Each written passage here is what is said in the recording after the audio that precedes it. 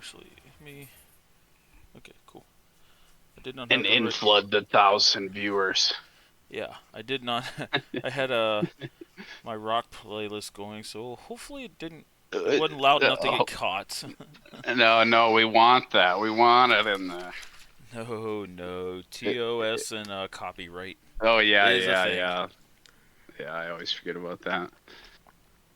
Canora Farm. Nope. No, we cannot. All right. Download the replay, and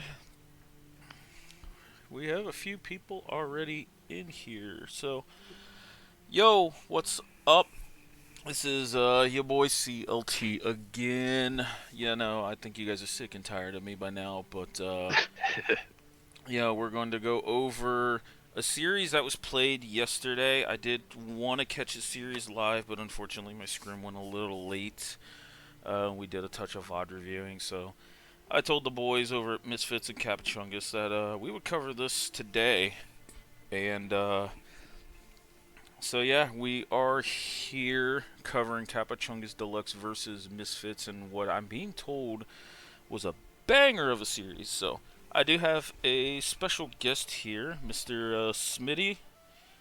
Yeah, Spig Smitty, resident rat, here to commentate and help out with some casting. Just get a part of the crew. Appreciate you having me on, man. Yeah, This they're both good teams. I'm a one thing that I would like to highlight right out the gates. Huge fan of Kappachungus's mid laner's name, Pilk. Huge Pilk guy. Pepsi milk combo. This guy, if they win this series, I'm pulling out the Pilk. I love it. I love it. So, well, up here on the stream, I do have the draft here. I believe. Do you have it up as well? Yeah, we got it up. All right, We got man. This is it's a it's an interesting one. Yeah, it's a pretty good comp overall. I like I honestly I like the push for running Yunara in the first game. I honestly think she's like super strong in coordinated play, especially with like a enchanter on Milio and good disengage there. So I think they have like a decent bot lane setup there over on the Capuchungus side. I tend to agree, but my main thing for Yunara is what's in front of her because she does need some time to ramp up with For items and sure. lethal tempo and Q stacks. And I really like what Blue Side showed here with the Scion, with the Jarvan, with even the Talia as a kind of a Yeah. form of a front line slash disengage here. Yeah, it should honestly be a pretty like straightforward like type of comp too. Like they have like a clear designated what they're trying to do. It's in when you're talking about like in these mid-tier elo level of play, like that's really what you should be aiming for is a very clear comp decision. Like what are we trying to do and can we do this? And I think for the most part that comp does allow them to do so. On the other side, I think there's a pretty good mix and a lot of Chungus there, ironically. So I do think that there's going to be some pretty long scraps, which could favor the Kapachungus side again. Yeah, so we have yeah, Kappachungus. Good lord. Um, Someone's clipping that. They are on the blue side here, so they're definitely looking at a front to back. Yeah, Misfits here, though. I do like the Mordekaiser here on R5, and then Soka yeah. has shown to play the Echo quite well. He popped off that one the last time I saw him play it in the organized play. I was pretty impressed. I didn't know he had that in him. Yeah, yeah. I really like the Echo here because if there's one thing Kapachungus' comp doesn't have is a lot of lockdown for like a mobile Mm, hyper carry type like assassin.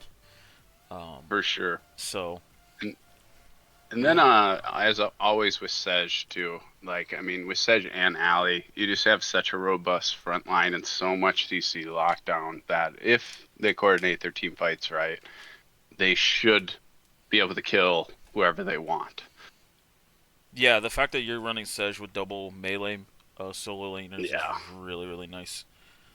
for sure, So for sure. So I think both sides like I think it's like they have a good idea, and it's really just going to come down to execution overall by them and how they play around at objectives. So it'll be interesting to see how this one goes. I actually hadn't watched this game. all right, well, I am going to manually run a 3 minute ad, and then All that way right, we will be good for the game. sounds good. The All right. we just gonna kind of sit here and chat it up for or take it easy, a little water break till the 3 minutes is done. Yeah, yeah. That's All if you right. gotta go grab water or whatever, I whatnot. That's I got now's the the time. I got the good juice right here, so I'm all good to go. Got a nice I got a nice 7 year whiskey here, so we're Ooh. sipping. We're enjoying ourselves tonight. All right. That's what's up. So I got a couple things to snack on. Got a refill of a Nice, Gatorade. I'm good. good stuff. Mhm. The and I know we were talking about it beforehand, but we gotta the I know the Misfits are doing the watch party, so that's gonna be entertaining to know. They're gonna be hearing the cheers and the complaints in real time. Yeah. So that's always good content. And honestly, I mean it adds to the whole league as a whole that you guys got running. You know, knowing that like you have like the players that are playing and participating, coming into the chats, coming into the discords, getting involved. You know, creating a whole little local scene. So I think you guys are doing like a really awesome job with that. So kudos to you. I appreciate that. Yeah, we this is our first relaunch of the Rec League. We did it back in 2022, I think. Oh wow. Um and after that, when we relaunched it, there wasn't enough signups, so some of those guys went to Sweat League, some of them passed on it. But over the last like 2.5 splits, we've had lower elo teams in the Sweat League, and I just wanted to give them a spot where they're not like totally punching up. Yeah, and I think that's huge too. And I think that's one of the things, especially like across the nation in the NA scene in general, that's like really missing is like reinforcing the lower level, lower elo level of play and giving them opportunities to actually have a quality organized play. And I think that like really can be the type of thing where if you see that cropping up more and more and more people getting involved, that reinvigorates some actual interest in the organized play. So I think that's a really good idea, and it's cool that you guys have been doing that for like you say last couple splits, and then now also having the whole thing kind of running since 2022. So it's definitely I think a worthwhile and a good effort. Yeah. Yep, I've been very, very happy at just the engagement, especially in the Rec League here. Having 8 teams, it looks like we can have potentially somewhere in the ballpark of like 4 to 5 team tiebreakers and shit. Huge. It's competitive. So all right, Yeah. go ahead. No, I was gonna say, yeah. I mean, that's the whole thing, right? Like, it's pretty much establishes exactly what you guys wanted, where you were trying to, reduce the situation of punching up and having actual quality level play, and that's being achieved. So that's honestly a really good hallmark to be able to see that level of parity across the league right now. Yep. Well, we are back from our ad break here. So, Huge. what did you pause at, good sir? I'm at 10 seconds. All right, I'm at 6, and I will count down to 10, and we'll be good to go. All right. 6, 7, 8, 9, 10, and we are good to go. All right. Sounds good. Again, I have the stream camera. You're feel free to roam around, look at whatever. All right. Sweet. This is so. I mean, objectively, like early off, I think we're really going to be kind of keeping an eye on bot lane for the most part, where we're trying to see if Jin and Alistar try to make a push for level 2 there. because I feel like they will have that little bit of all-in potential, especially running the Ignite on top of that versus the heal sums. Yeah, I'm curious to see how that goes. I'm also curious, like, if they don't get a big enough advantage, does Alistar have an early back going towards grubs? Because Yeah, Mordekaiser is a pretty big user of the grubs, and even more, this Echo can split like a monster. for sure, for sure. And I think honestly that should be Misfits' play here is looking to secure objectives. They should be able to establish a decent prio and be able to contest around the objectives in 5v5s, I think, pretty well. Especially since Scion, for the most part, is really going to want to be like splitting off. So I think they can, in catching all those waves and just soaking up as much gold as he can. So I think, depending on how Walliford uses those TPs, could be some big plays for around the objectives. Yeah. I think the one thing looking towards Kappachungus' side is making sure this game doesn't get out of hand.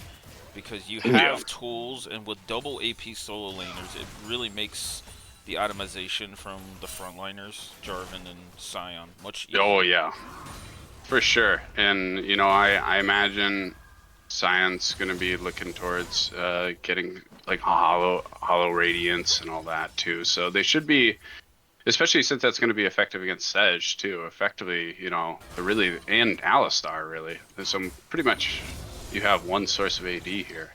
But we see bot lane getting the first early push off and kind of denying that level 2 opportunity there. So that's I think that's well played by Kappa. Yep, double range into range match. Oh, all in Ooh, here. oh, big. Full all most sums there. So we got ignite and heal down. Push backed off though. Yeah, a lot of return damage from Golden here. Wow, yeah. Ooh, Oh! ooh, What? Ranger. Hello. What the dirty Sorry, flash? I, I didn't know you were built that way. My fault. Also, Sokka here. Oh, in. And we talked about this pregame. Sokka on the Echo is definitely a little bit of a force right now, and I don't know if many teams are going to be letting him have it in the future moving on. Echo is a pretty contested pick in the league. There are quite a few of them. I know Sokka has played it before. Croesus on Caster Curse also is a very big Echo merchant. Look at this fight bot lane. Bot lane's just fighting and fighting. Yeah. Yeah, I will admit I'm a big fan of Milio. I really do like a quality played Milio. I think it brings a lot of utility and extremely hard to kill. And if you're good at landing the kick, it's just you can deny so much, especially on this team where you look at Sedge Q and other things like that. Hill having Oh, to burn the flash here mid off that game. yeah, that's pretty big. That's pretty big. I mean, we're talking about a Uh, 1K gold lead here at 4.5 minutes already. That's pretty. That's it. Yeah, that's definitely significant, especially when you're thinking about like it's with how much bot lane it seemed like they were denying getting in those shoves. So still managing to hold on to 1K is pretty big and should be decently set up for Drake there with bot lane. I mean mid lane not having flash or TP. So and Sokka seems like he's able to establish mid prio pretty easily here. Got a back coming out of how I met my ADC. We'll see how he passes and where he goes and how aggressive they want to be around this first Drake. A little bit of trading. All for backing. Top lane seems to be mostly just a farm fest for the most part. Nobody taking too much damage. Yeah, looks like you already see some of the direction here. Heartsteel for Sedge, Rylai's for the Mordekaiser. So Maybe going towards Hollow or unending, or just getting Merc Treads right out the gates for. Could be. Early Merc Treads, I think, are pretty valuable here. Yeah. The Still haven't seen so Echo back yet. yeah, he's playing strong too without the back. Yeah, it's definitely probably sitting on a good amount of gold too, sitting on First Blood. We got Talia, nope, not coming to take a look. Jarvan's either not aware or not interested in the early Drake. Which it's a Chemtech Drake, so I think it's okay to let that go, especially they're overloading bot side. Jarvan's invading top. Yeah, decent value there. Oh, Walford with the R here. Oh, Pilk though getting jumped on. Pilk, yep. Man, once that Echo gets on top of you, that's crazy. So much damage. Oh, potential solo kill top. And Teemo lives. Damn, solo landers came to play here for Misfits. Yeah, you ain't kidding. There's definitely some fighting going on. The overall Misfits looking pretty solid. I honestly don't think Kappachungus is looking that bad either. They're staying even in farm despite some of the gold difference, so I think they're doing a good job CSing. Yeah, they have a stable enough comp that they can absorb a 1 to like 2.5k gold lead. Yeah. You know, without getting like so insane, just because of the standard like front to back comp they've drafted. But I think Misfits needs to continue to keep his pace up. Yeah, I think that's the key point there. I think Misfits need to like keep engaging, keep looking to take fights as they can, especially now that they're a decent amount stronger. And honestly, I guess I would have liked to seen a little bit of a fight over that Chemtech, just because I think Chemtech would have been good for Milio, especially come later. But and the Jarvan, just the extra shielding, but it's all right. I think they'll be able to absorb it. Their comp should translate pretty good. Grubs, I think, are going to be huge though. I would agree. And looking at J4's pathing and everything, it looks like he's definitely set up to be on route. Scions was able to establish some prio. The big problem is going to be Echo here. I do love the back timing here out of Kappa's bot lane. Oh yes, that's awareness. Oh, nice flash. Stepping up too far, but good play, good peel. He's got the passive here. Unfortunate that Pilk gets caught out there. I think Kappa did a really good job at setting up for Prio there, but now it's going to be much more heavily contested. Mortal is up. Jarvan ult is down. Soka's being a menace here, but my worrisome is he's trading health. Yeah, a little too much. That was, yeah. See, and then he just did the reverse. They established good Prio for it, but we got Rhaegar coming in. Oh, foe getting Mortal ulted here. See. Oh, he's going nice. in. Wow, man, that's a man. Okay, never mind. I thought that was a man that knew his health bar until he didn't know his health bar. Yeah, this roam down by Walford kind of fixed the tempo that Soka gave away. Yeah. Now he's back on the map with the proto belt. They had all the pressure in the world for these groups. For sure, and two melees there with Sej. It's fast clears, just ideal situation to secure that. And again, as we were talking about, like trying to keep tempo up early, especially they're doing a good job of establishing that to kind of not allow any windows back in, because being able to peel off those plates would have been really big. And Golden Sunset here has to pop Ghost. Flash! Soka's down here though too. Oh, wow. Decent allocation of resources there. We got 2 flashes, a Ghost out, and a flash out of Misfits as well. So definitely a proactive game. Looking Ooh, big stun! And he's got ult up. He can tank. You see, he should keep tanking there. So Soka gets he one back because the aggro went over, flashing there and getting the double. ooh, okay, there we go. It works out. All right, we'll give him a pass. We'll give him a pass. I think he should have kept the aggro for a couple of shots more with ult up, but it worked out anyways.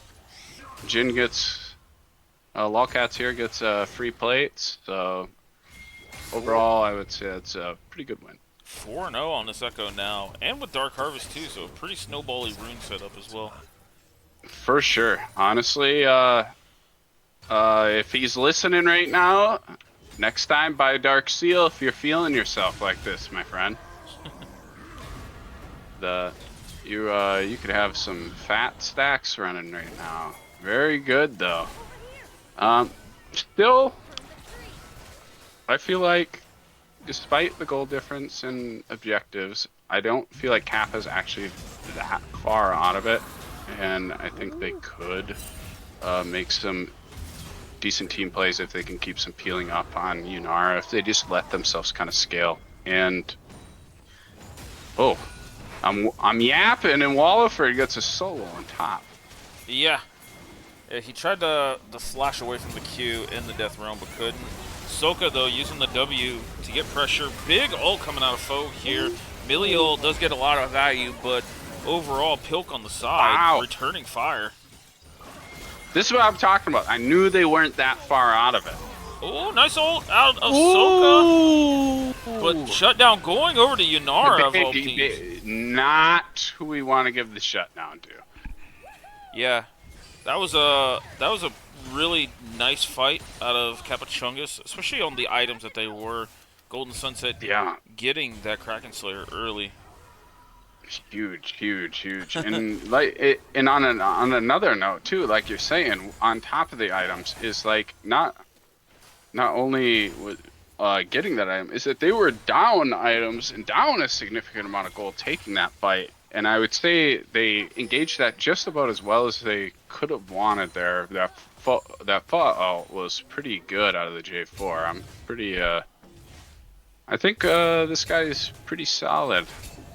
Yeah, well, Echo used a lot of his zone control to move into the fight, so then J4 ult had increased value. One thing I'm concerned scaling. Well, we see Soka though picking on Pilk a lot more here in the mid lane. Yeah, and I you know, it's interesting too that you talk about especially in this league with Echo being contested pick. You don't really see him in pro play that much too, and it's interesting to see like the dynamic between like different like elo plays, like who becomes stronger and who becomes contested. Yeah, my opinion of champ select in pro play is not very high. I don't think they utilize a lot of picks, but Rhaegar though, just straight up man moding on this turret here. Golden though, like this is not the champion. Oh, that's you're 100% correct. Not the champ. Oh lord, yeah, that's a Berserker Grease Kraken Slayer.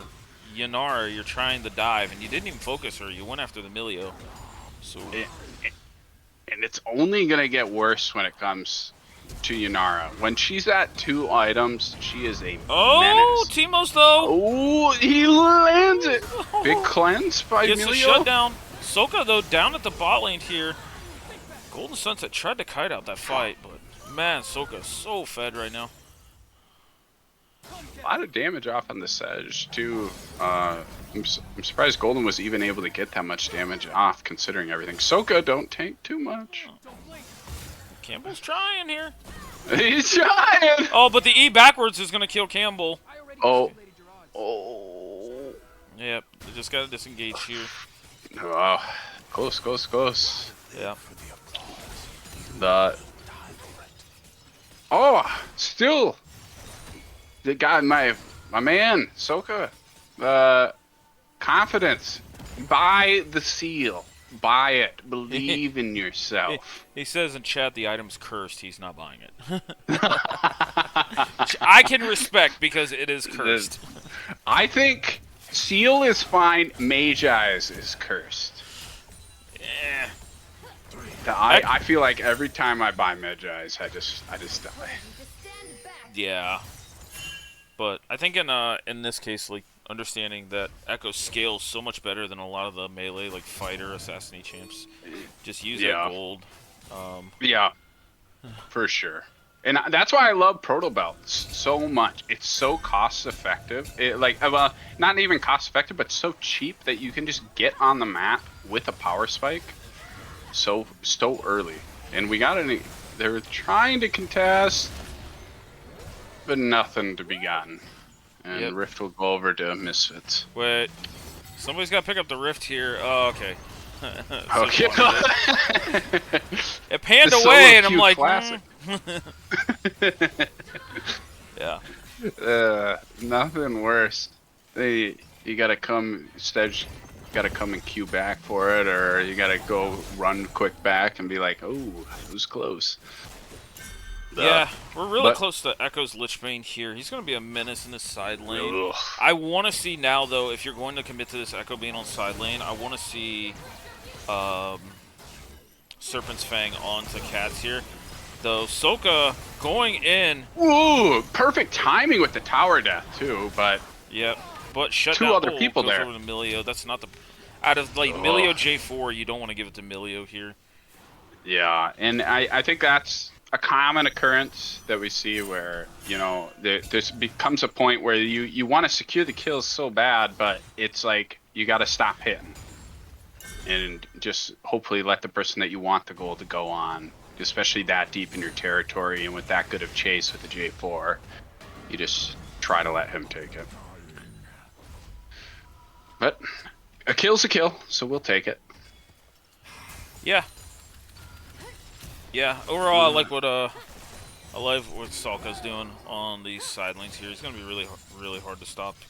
But Golden Sunset though at 2 items, this Yunara is not something to ignore either. No, if they peel, she can shred. I wonder what she goes next. I feel like with the amount of tabbies you see on the other team, she has to go like LDR. Or something, or Mortal Reminder. She has to get TP some coming out of Wallaford here.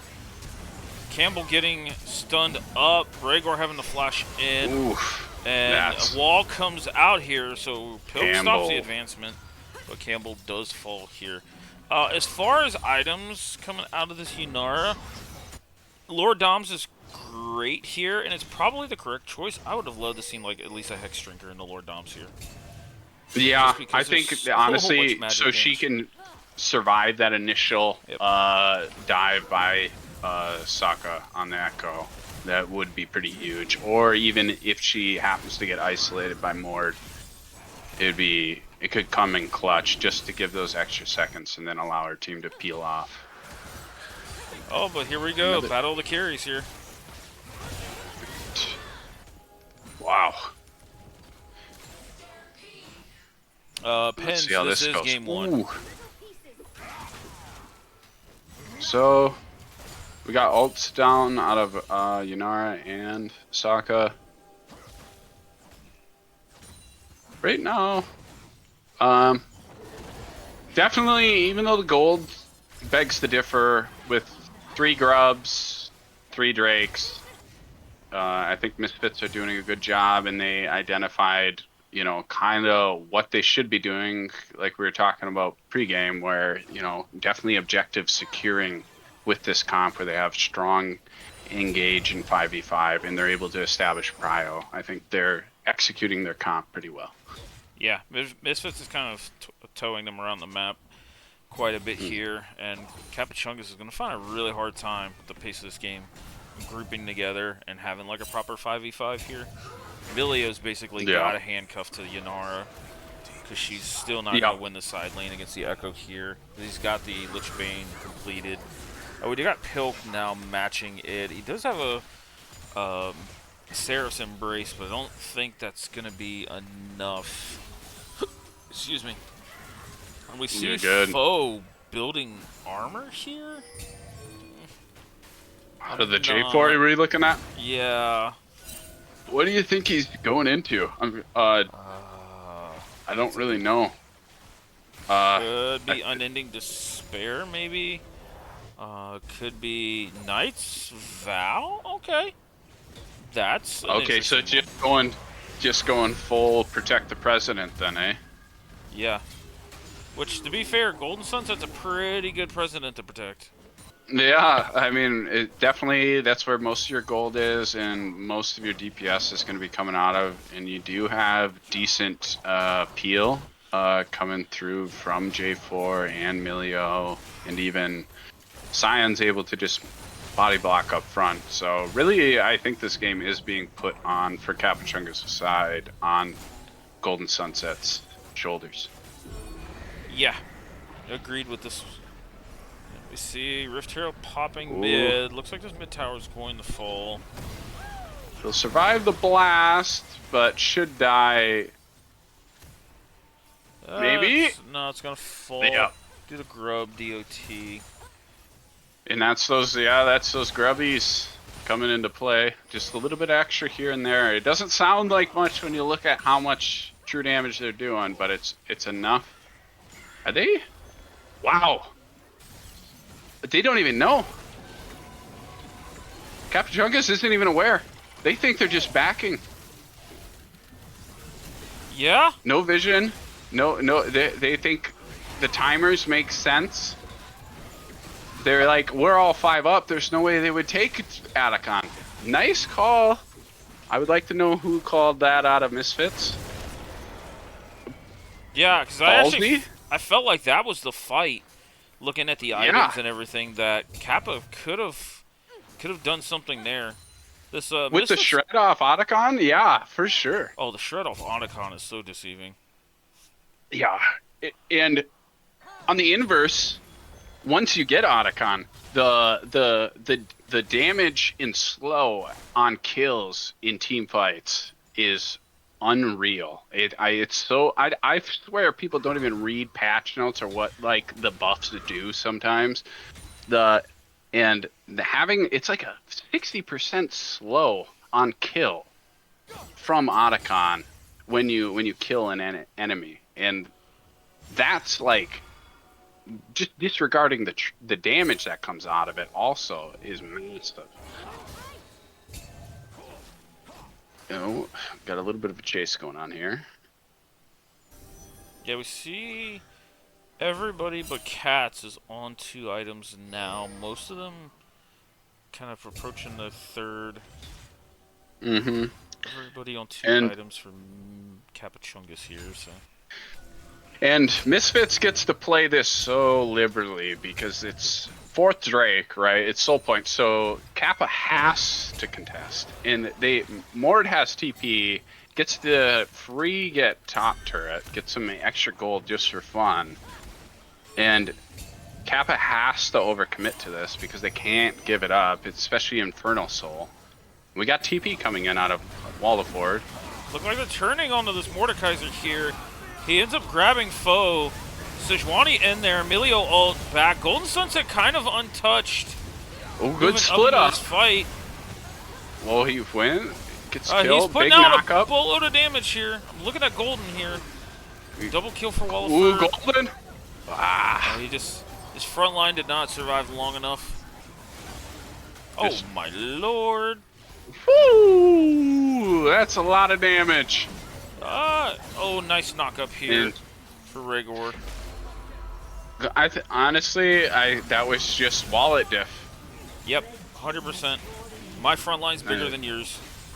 It's just like, all right, and you could see it in Golden's movement, the realization that like, we're not going to be able to win this fight.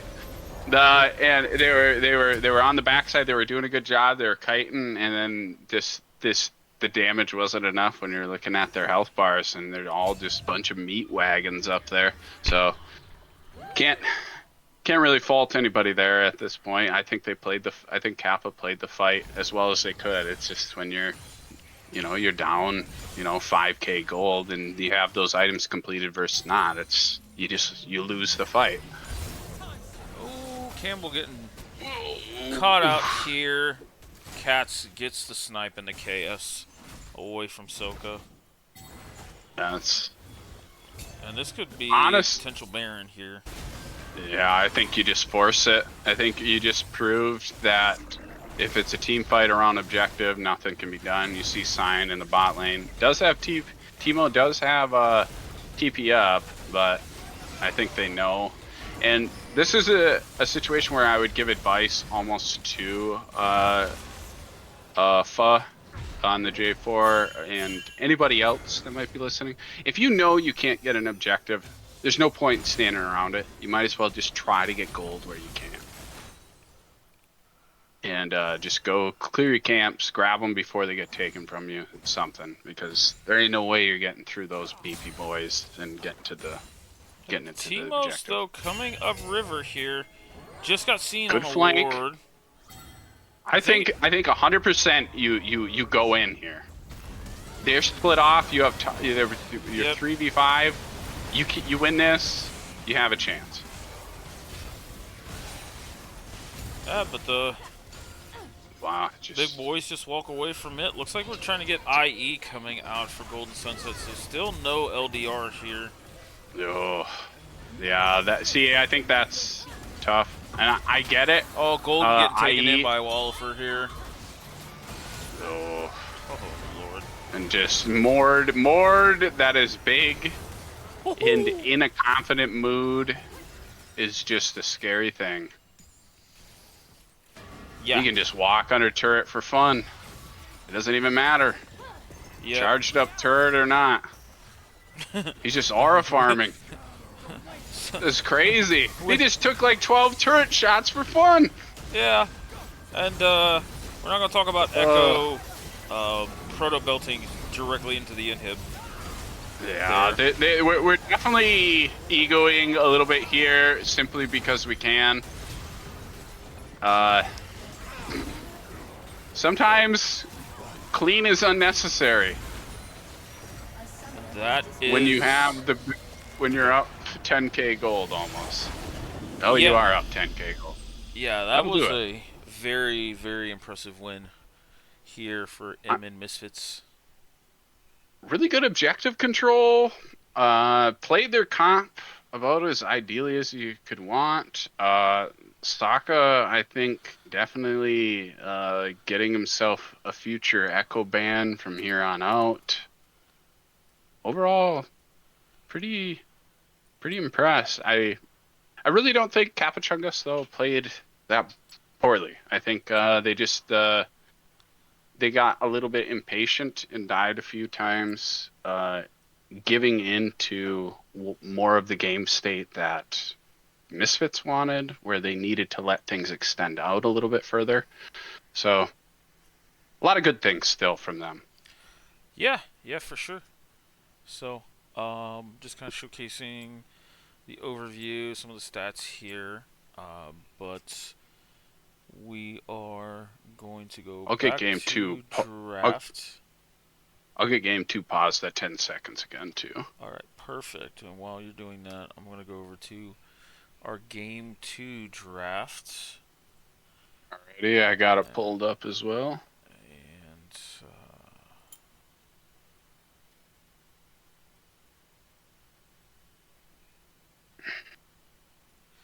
all right, I got my replay pulled up as well, and it looks like we got Misfits on blue side, and red side is Kappachungus and the Nasus. Wait, the Nasus is the first thing you go to? I'm seeing a Katarina. The cat is pretty crazy too. I do know from personal experience that Sokka was classically known as a cat one trick, so it usually isn't allowed to have it.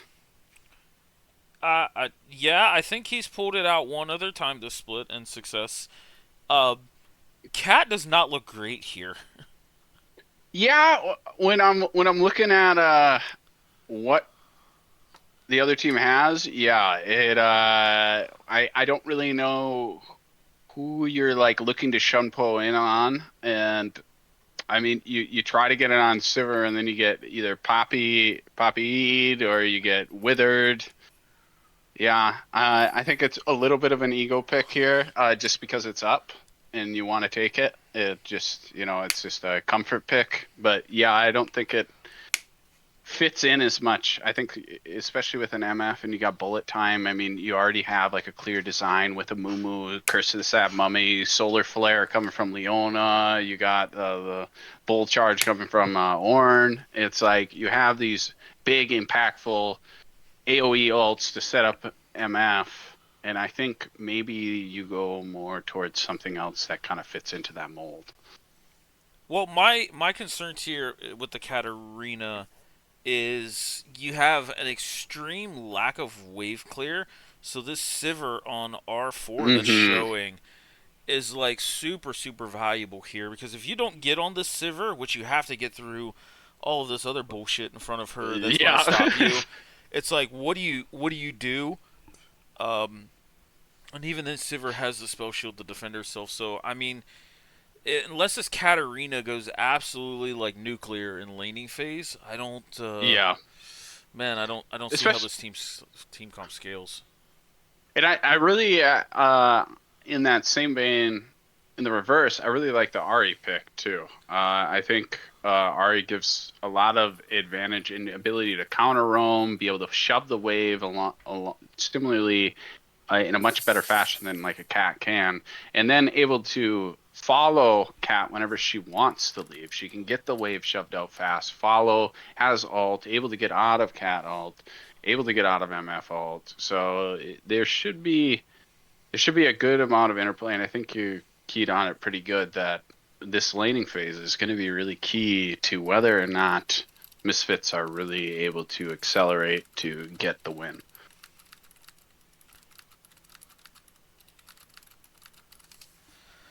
Yeah, 100%. So I am going to run a 3-minute ad, and we're going to come back with game two.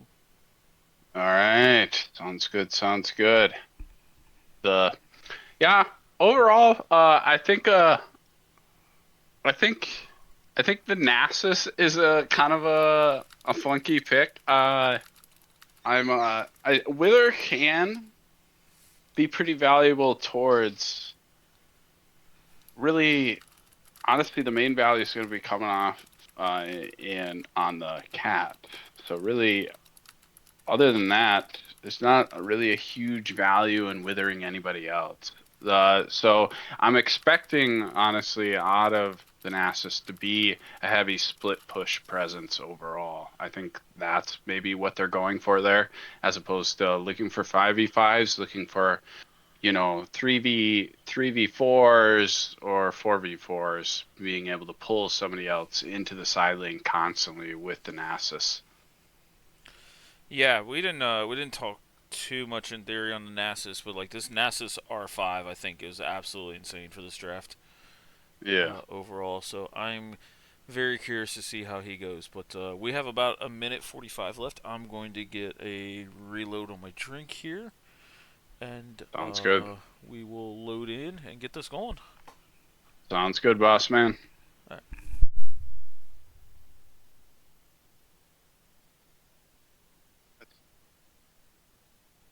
Um,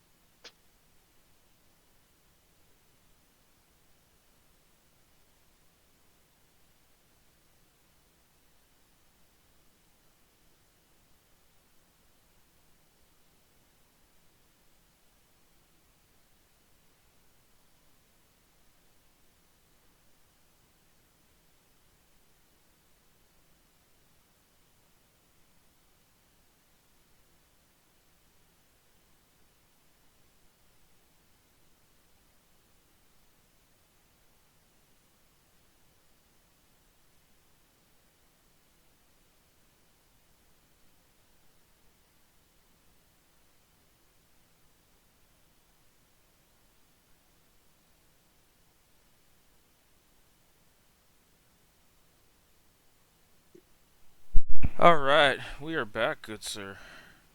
Welcome, welcome. We are It out should be of another banger. ads. I'm at 10 seconds, so just give me that countdown when you start, and we'll be good to go. All right, we are in 2, 3, 4, 5, 6, 7, 8, 9, 10. There we go. And away we go. All right. All right. On the outset, Mass ping on the Sivir cleanse, by the way. they're letting everybody know. Not only a spell shield, got the cleanse too. And some might say excessive. I say in late game, that's gonna have some huge implications. Oh, look at this. Yeah. Let's see how Look at this this one goes. menacing standoff. They don't even know where the others are. Oh, I'm curious if both teams watching this. Oh, look at this! Oh man. That's good stuff. Big fan. I seen some of the Misfits guys in chat. If you guys are still having the watch party, there you go. You got 007 there on the ward. That's high quality right there. Big vision. It's good knowledge. Good knowledge. All right. Let's see how things go. Should everybody's getting to their spots in time? Pilt getting that late ward in. Must have seen How I Met My ADC's Clown Fiesta challenge level. He has a ton of invade kills, so putting that ward up early topside. No level 2s allowed. Oh, got a charge come in. Oh, encounter engage. Getting feisty level 1, no mercy. And back to usual business. I'll probably be asking you for a stack count every now and then on this Nasus here. Oh yeah, that's one of my favorite games to play. Love to see that number go up. Yep. I could play one top laner and one top laner only, and it's Nasus. Okay. That's that lane is brutal. I give credit to anybody that even attempts it. Oh, level 2 coming out from the bot lane here. Wow. Yeah, both teams thought they have the advantage. Good flash follow. Ooh, huge kill secure. Good Q. Big barrier. Good survive by lolcats, but definitely not the situation you want to be putting yourself into, being behind on a Sivir early as a lane bully on MF. So good job kind of equalizing one of the strongest advantages of a Leona MF bot lane. Woo! Campbell going and proactive here. Huge, gigantic brain out of Campbell Amoeba. Sign him. Put him on a contract. Great rotation. Seeing that roam timer, incredible. Yep. Big roam here. Gets yourself the feats of warfare. You're already up 3-0, and most importantly, 2 kills onto Pilk here.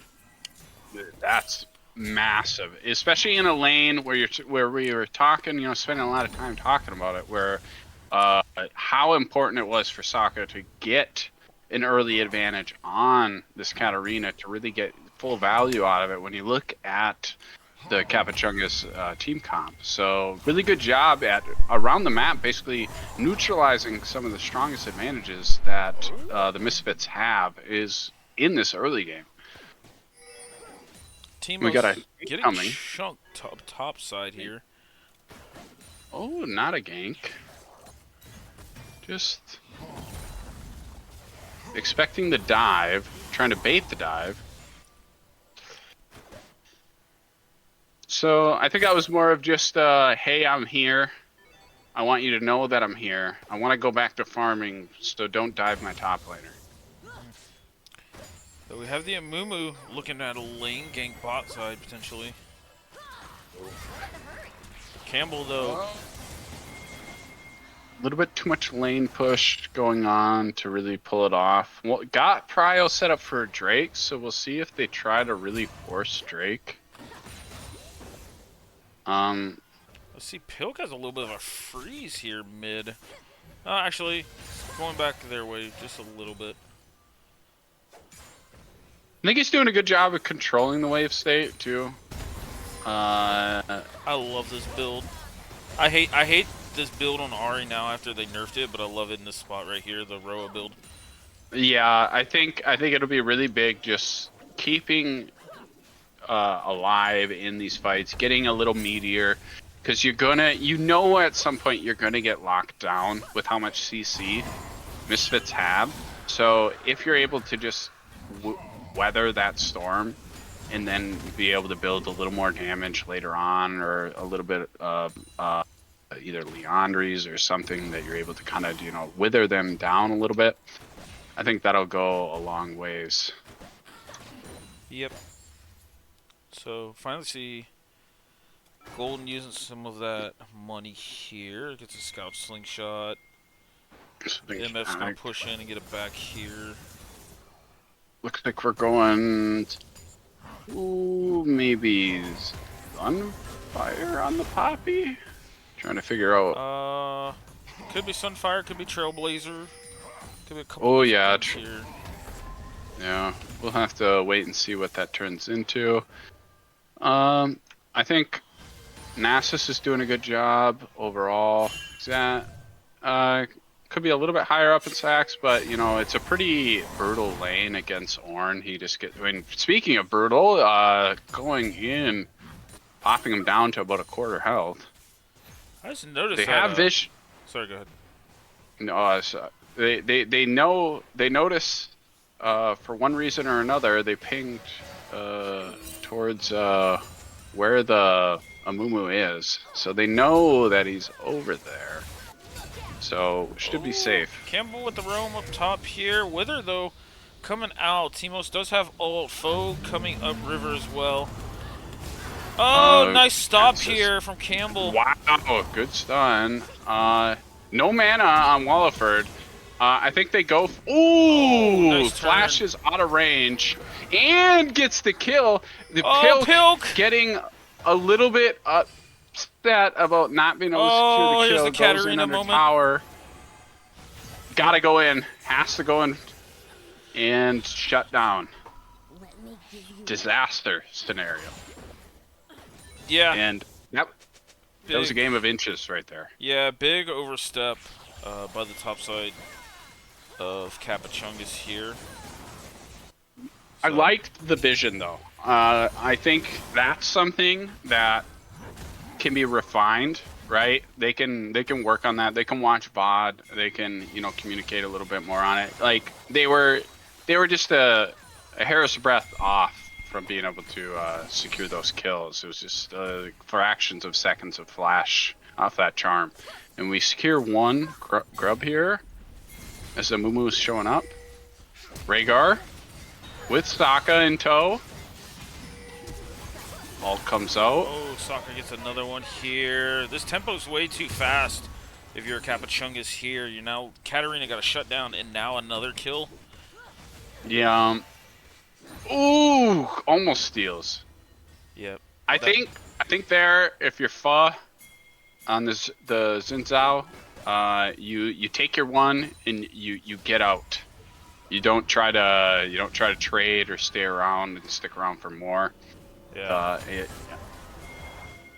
I know the gold isn't that different, but just like on power disparity and what your teammates are building, you just want to take what you can get and get towards those first items, because you'll be a lot stronger and a lot more bulkier at that point. Yep, I'm with you there. One gives you the bonus experience from the camp, and also at least allows you to step back, reset, and maybe fight over the third one for that objective bounty there. Yep. Instead of getting caught in the pit. But As a jungler, I know the call of the void is always there, and sometimes you just gotta send it, and it may not be the correct decision, but you just feel it in your bones. So I understand. Got a pre-10-minute Roa coming out of Pilk, so he's definitely feeling really good about the state here. Just gotta keep this slow, keep this steady. You have a Sivir, you have a Nasus. We're going T-Force on the Nasus to yeah, right? Yeah, probably T-Force. I guess it theoretically, no, it could be Iceborne still, but probably T-Force. And we already seen how valuable that Roa is right there with that 2v1. You don't live if you're going standard AP items there. You're going something like, I don't know, Shadow Flame, Ludens, whatever. So definitely very significant, especially when you're talking about going up against a cat who's, I mean, bullet time coming out. Big stun. Foe has to just commit himself to here. Soka does get a 3rd kill. Golden Sunset though. Nice spell shield. Good spell shield. Decent disengage, but pretty much forfeits Drake. Or are they? I guess. Oh, he has to get back top lane. Big back cancel actually to allow Teemo out there to get some plates. Yeah, Charm ends up going to the side there for Pilk. Mistimed it with the Shampoo, and he ends up getting taken out. Now Katarina just went from being, roughly 20 CS behind and really kind of out of this early game to now 4-1, tied CS, getting a couple plates here. Huge, huge. Yep. Looks like Nasus will get a 3rd plate off this push there. So a lot of gold. Iceborne is coming through. So going a more defensive build overall, get some survivability, more withers off. Drake is secured by Misfits. Good job there. They've been doing a very good job overall of objective control these first 2 games. Oh, nice stun on to Campbell here. Wow. Oh, okay. See, I don't play enough Poppy there. Lucky that the ult doesn't go on full cooldown there when it's canceled. No, it does not.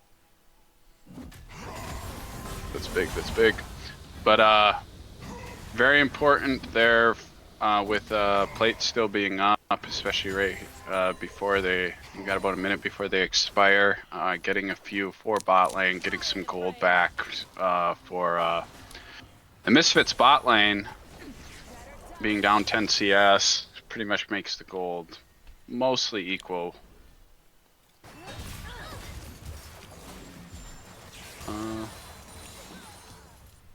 Walliford's a little bit behind the Nasus now. Has the 2 items though he wants in the Sunfire. Yeah. Getting smacked a little bit, but not deterred. Sees the mana bar, I think, low. I think if I'm Nasus there, I think I'd pop ult a little bit, pop ult and ghost a little sooner. But Xin Zhao coming in finishes off the owner. 1 for 1 in the 2v2 top lane there. Very good. I will say, I think Walford's doing a pretty good job of staying equal in CS with the Nasus overall, especially considering the free time the Nasus had up there. So that's pretty good overall. What is the stat count on the Nasus, if you could? Right now we're at 228, so. We definitely want to be, between 300 to 400 around 20 minutes. So some work to do, but should be exponentially faster with the lucidity and the Iceborne finish now. So if I think Misfits definitely got to behave and be wary of the Nasus in the top lane, especially with Ornn wanting to be grouped up. So I think there could be some big value coming out of the Nasus as this game progresses. Yeah.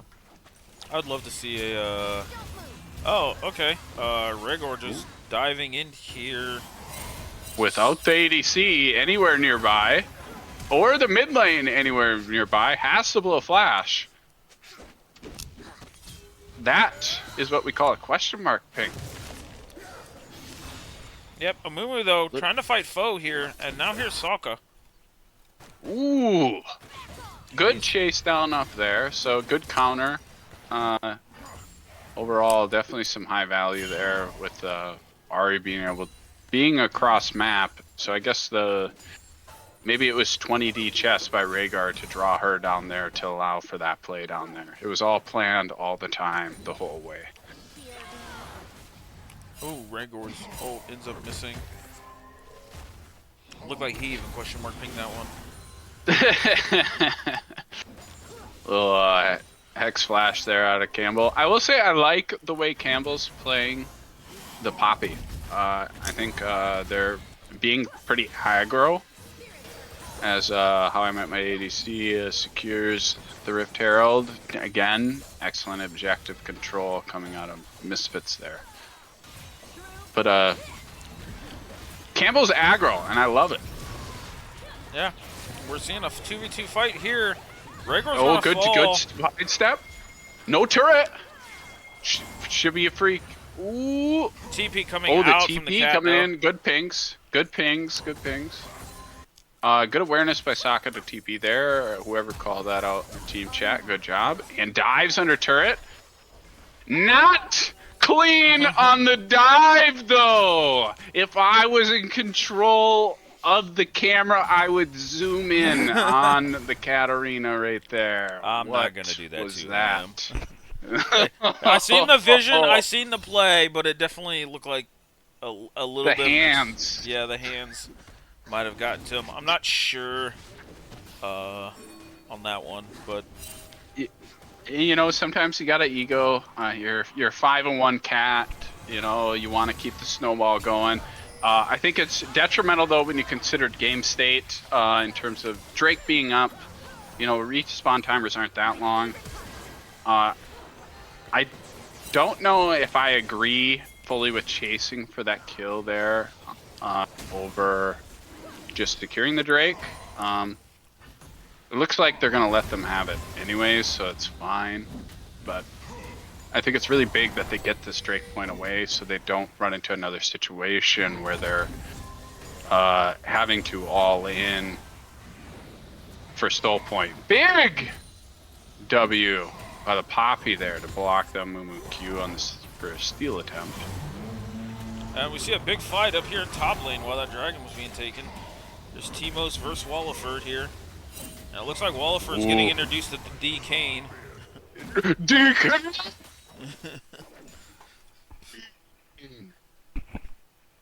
We love it. Huge Nasus guy. Oh, Oh, the Amumu W.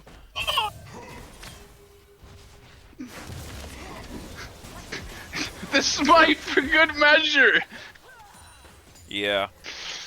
He's like, I'm not getting withered and missing another Q. I'm making sure you die today. Yep. That was, though, a really good clutch, like 2-minute span there. You know, winning the fight, getting the shutdown off Sokka. You got the dragon, so now you can delay this a little bit more. Misfits now, if you're looking at this game state, you're on a pretty big timer against the Sivir. She's pretty farmed up, too. It's crazy right now with Sivir how strong her wave clear is. It's unreal. Once she gets items, it's you basically cannot push into her in any capacity. As long as she doesn't do something crazy with her positioning, you just don't get to siege wherever you wanted to siege. And they have vision on Campbell. Good deep ward, though.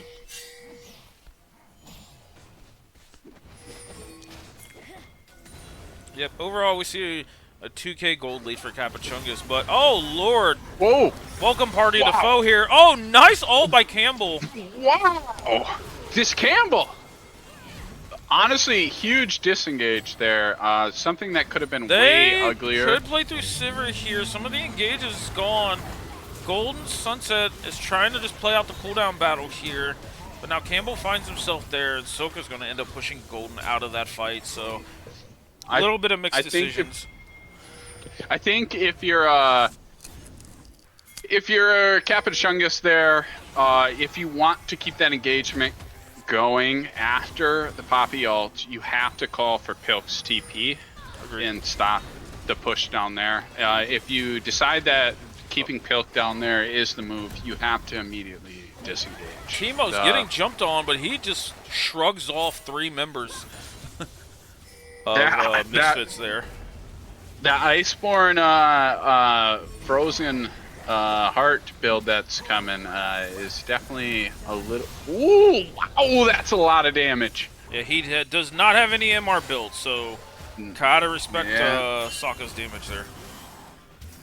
100%. And, you know, especially with a Mumu there, I think he's definitely going to have to navigate into maybe either a Force of Nature or a Spirit Visage, something to give him a little bit of survivability if he gets jumped on by the cat. 'Cause the cat's just going to do more and more damage. I think they're doing a good job. I mean, you really got to credit this bot lane, though. You know, like, I would say in terms of overall map play, they haven't... Kappachungus hasn't had a ton of overall advantage in terms of tempo. And they're up 40 CS almost. And that's pretty significant when you're talking about keeping the gold even and having the gold on who you want. So I think they're doing a good job, all things considered, while being down in kills.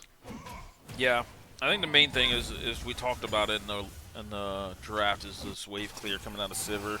She can just create like a little bit of burst of tempo in these minion waves, getting them down. We've seen her take a tier 2, almost a tier 3 there in mid, off of the play top side. So, and a big siphoning strike to take the top tower tier 1. Maybe the first of many out of the Nasus.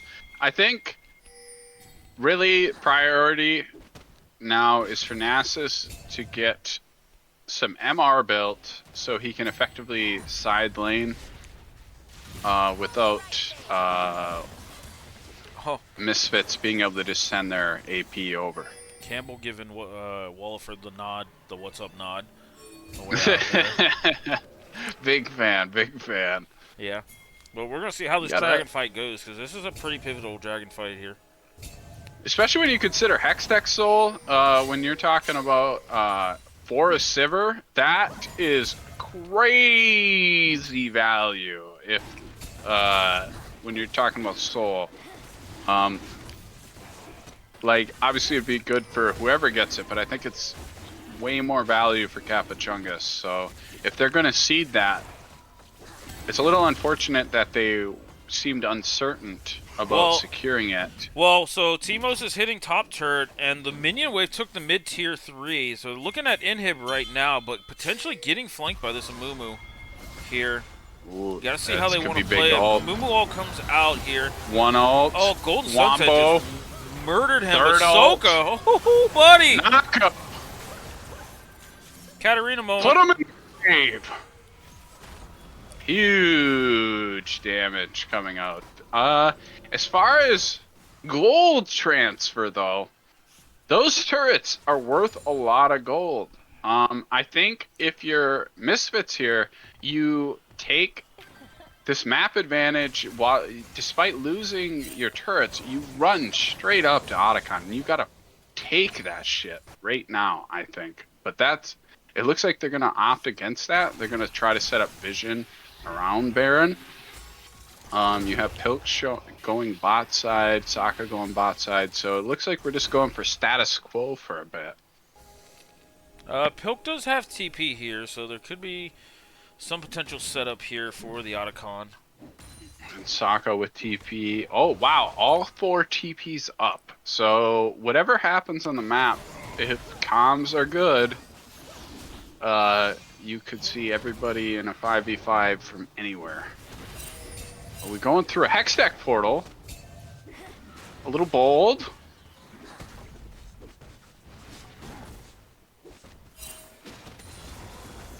I think Misfits were expecting some more people to come through there because they could have hopped on him there.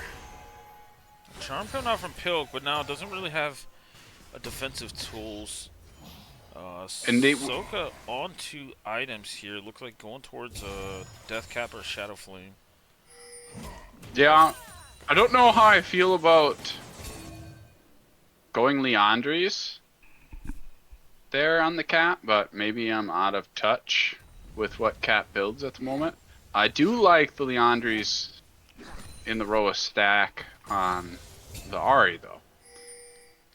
I think the thing is when you land a Q, your Leandries is stacking up, so then you already have the damage amp as Katarina when you do go in. So That makes sense. I don't necessarily disagree with the Leandries, but I am also not a Cat merchant myself. Yeah, I actually same. play champs with mana bars. So. Yeah, yeah, we're good, normal champs. You can tell who No. the mid laner in this duo is, by the way. Oh, big. and we got to flash in on Amoeba. Pilk does have TP. Wilba TP in. We got the orange bolt chart. Soka, though, entering this fight. Bullet time doing work. Nasus goes down. Triple kill for LOL Cats here. Big bullet time, but big just overall ricochet damage coming out of Golden Sunset as well. Now it's a 2v2. Sure. Ooh, big Pilk's charm going in. Good spacing by Campbell. Campbell understands the memo when it comes to playing Papa. Double flash is coming out of Lolcats and Pilk there. Big aggro ego plays. I love it. Yep. I think it's fair to say that Campbell has been known for this Poppy support throughout the league. For sure. I'm a menace, I would say. The funnest thing I think about Poppy support is the sheer itemization that you can build. You can build so many funky items on Poppy and get good value out of it. And the movement speed is hilarious once that W is popped. Yep. Yeah, we see they got Poppy on 2 items here. Golden Sunset now on 3 upgraded boots. Pilk roughly even with Katarina now. You're starting to see a lot of the scaling come in play here for KCD's comp. Yeah, and I think the important thing too is really we gotta, you look at the kills, and we got Orin caught a little bit. Doing big damage. Ooh, bullet time. Golden Sunset popped the spell shield early, and it got hit by the initial push of the Orin ult, so then he got knocked up by the return because he was so close it was hard to time.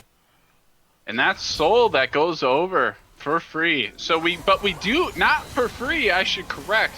We have Teemo split laning up in the top, getting Katarina moment here. Huge. They do got to respond at some point. We got Nasus at 564 stacks now. Kind of a menace if he can get towards the backline. Gets that inhib down. Well, Teemo ends up getting this back. Yeah, this is a lot of pressure here for Kappachungus because Misfits does not have the greatest amount of wave clear here. No, none, but almost none, honestly. When we're looking at actual being able to take advantages of the kills that they're able to get off these picks, if somebody is split off on Kappachungus' side, they can basically negate any of the map plays that Misfits wants to do. I mean, we're looking at Otacon being up at 30 minutes. We still have Baron up at 30 minutes, and we've seen multiple fights from Misfits where normally you would be like, oh, they're going to be able to take an objective, but no. We have Kappachungus able to apply so much pressure through some of this wave clear that they have to just back off, respond, and be able to push them off the wave. Teemo's looking at Walliford in his bot lane, but just continuing to keep farm here. Looks like they are potentially going after Otacon here. A little bit of a setup, but we'll see. It's a big play. They don't have vision. They do know that there's a pink up and try up there.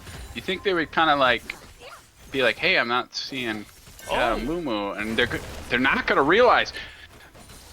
So I gotta give credit here to how I met my ADC. That's 2 games in a row where he's made angles on Otacon that were what are up front looking greedy, but never even gets checked.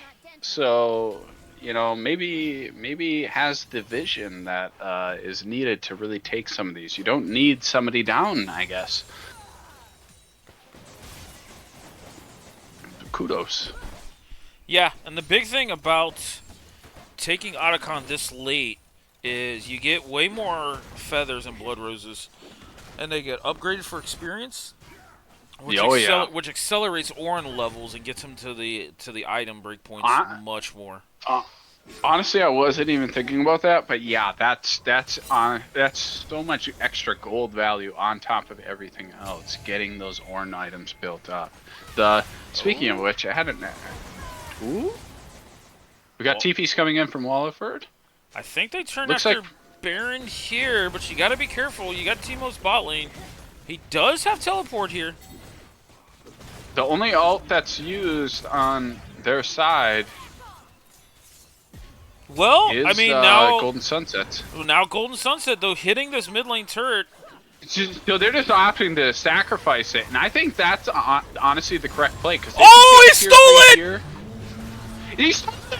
He stole it! Oh, and you got the press smite! You got the press smite! He stole it! It doesn't matter if you get kills, if your base dies!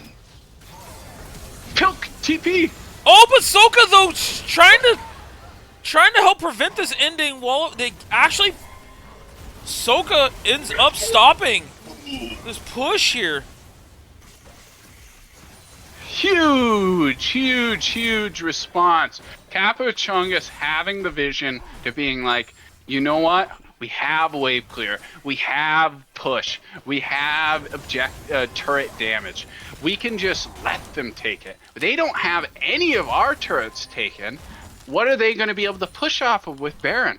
And they take inhib, and turret, and one of the Nexus turrets. If I'm Misfits there, I'm like, who is making this Baron call, and for what? Are you? They're not going to take it. You need to be able to respond, get multiple picks. You can't leave up people in these side lanes if they have the champs that they have. I agree. I think, though, if you do see the push, you need to notify it early to then make the decision. You either need to back off or turn to take the disjointed fight and then recall after you get some of the members of Kappachungus. But 100%. But no, Soka kind of saving this game by just going all in on this Katarina. For sure. Getting that kill there was clutch. Yeah, but I will. Cat's now on 4 items, so you definitely have to respect this misfortune now. Oh, Soka with the flash over towards Campbell. And then the Orin ult coming in, spell shield coming out of Golden Sunset. Oh, disengaged. Golden hitting the blast cone, so Foe doesn't have to auto it and potentially get caught. Huge Galaxy Brain. We got Elder coming up shortly, trying to keep the wave push up so that maybe that they have prio for this Elder, and it will be a very unfavorable state. Oh, going in on Rhaegar. Disengaged though. Tanky Leona. But with the wave push that they have and the TP up on the Nasus, if they just keep pressure, this Elder should be free. Because I don't think they can leave their base. No, I don't. I don't think they can. But we do have Elder started up immediately here by Kappachungus. So I'm Definitely heading there, but I think he's going to be a little late. This is potentially going to be a free Baron. Good job by Campbell right here, keeping presence out front just to make sure. Flash blown by out of desperation. They know that he's stuck on the other side. They saw that. So they're like, get over there, shove the wave. We got Elder. This Elder goes so hard with Sivir right now. Oh, you do not get away. They don't. They don't have the minion wave stack though. This is just a very. Oh my lord! Disorganized. But to execute. Pilk. Oh, Pilk! Pilk's left alone though. Oh, he canceled. No! Get over, you dang! Oh, you can't take the head skates while in combat, and he was in combat there. They end up losing. Elder, just wait. Elder. Yeah, the key to that was you didn't have all three inhibs down, so you can hit topside and play this much slower. But you rushed Elder and lost it. I don't think this is an end angle yet. No, Campbell is not up, but it's just if you have like what, it's like 90 seconds with Elder. So if you just chill and you let the waves come in and you make sure all the inhibs are down, they can't step up too far, and then you just siege with the Sivir and with the ricochet procs and everything like that. You basically have secured kills. It's beautiful setup, but just got over eager, overconfident. You know, things got exciting, but again, it's another thing where I think Kappachungus is playing well overall. It's just a couple of these small things where if they work out and get their comms straightened out, I think they'll be much better off. Great trial for this Baron though, that'll be coming up with overall, but oh, is that all three inhibs back up now? Yes that is. Oh, Timos though. Soka, you're not long for this world. No! Shut down 1,000 gold over to the Nasus, who's already full tank. If there's another back in all this, he's gonna finish that Spirit Visage. He's gonna be an absolute menace for anybody on Misfits' side to be able to kill. And that's full prio for Baron, which is absolutely, I mean, even worse for Misfits to deal with than Elder, just with how strong the wave push is, because they can't clear the waves as they come in. So they're basically going to have to just force a very unfavorable fight as soon as possible, because if they let those waves collapse in with the open nexus after one of the inhibs coming up, it'll be rough. Yeah, taking a look at this, just everything up top. This is a dead even game here at 38 minutes. Wow, down 12 kills, dead even. Down 3 Drakes too. On top of that, so that's resilience. And anybody that tells you that a game's out of reach, like, don't listen to them. If you got the comp for it, like, there's definitely setups where it doesn't matter if it looks like you should lose or if you're down a bunch of kills. Like, the gold probably can be brought into a much more feasible realm.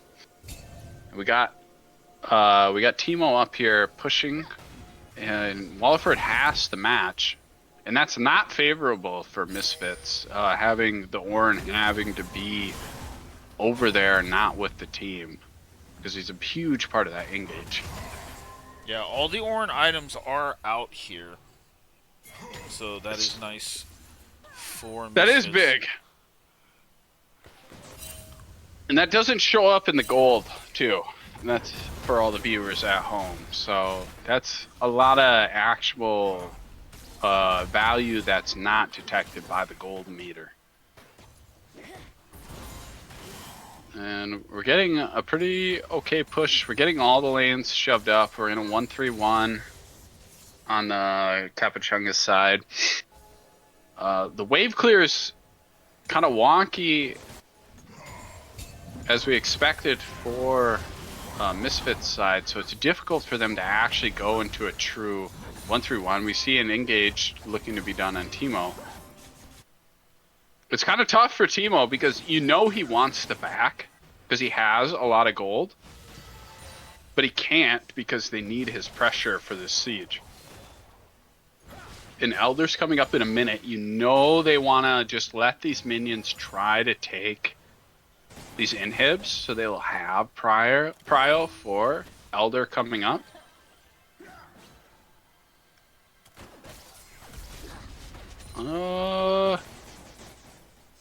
They want to path over. They were able to get one. Weren't able to finish the mid inhib. So I actually like this by Teemo. I don't like death bushing. We'll see how this goes.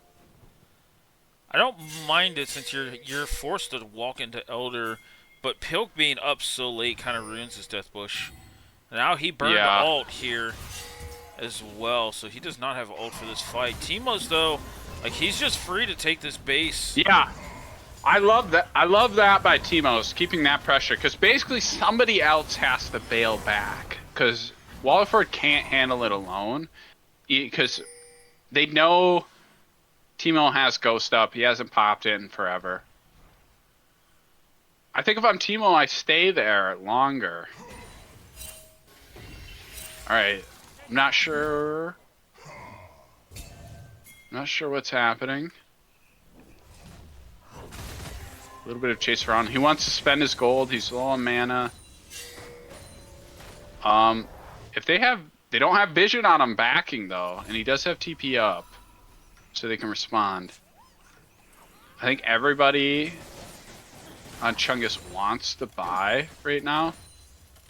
They think they're on it. How I Met My ADC goes over the wall, starts hitting it. He's begging his team to come over there with him. But he's on a ward here. This is ballsy. He's begging for his team to come over and help. We're having comm issues here on Misfits. You just leashed for him, little man. What are you doing? Campbell knocking him away, and this is Elder going over to Kappachungus. Elder. Clean.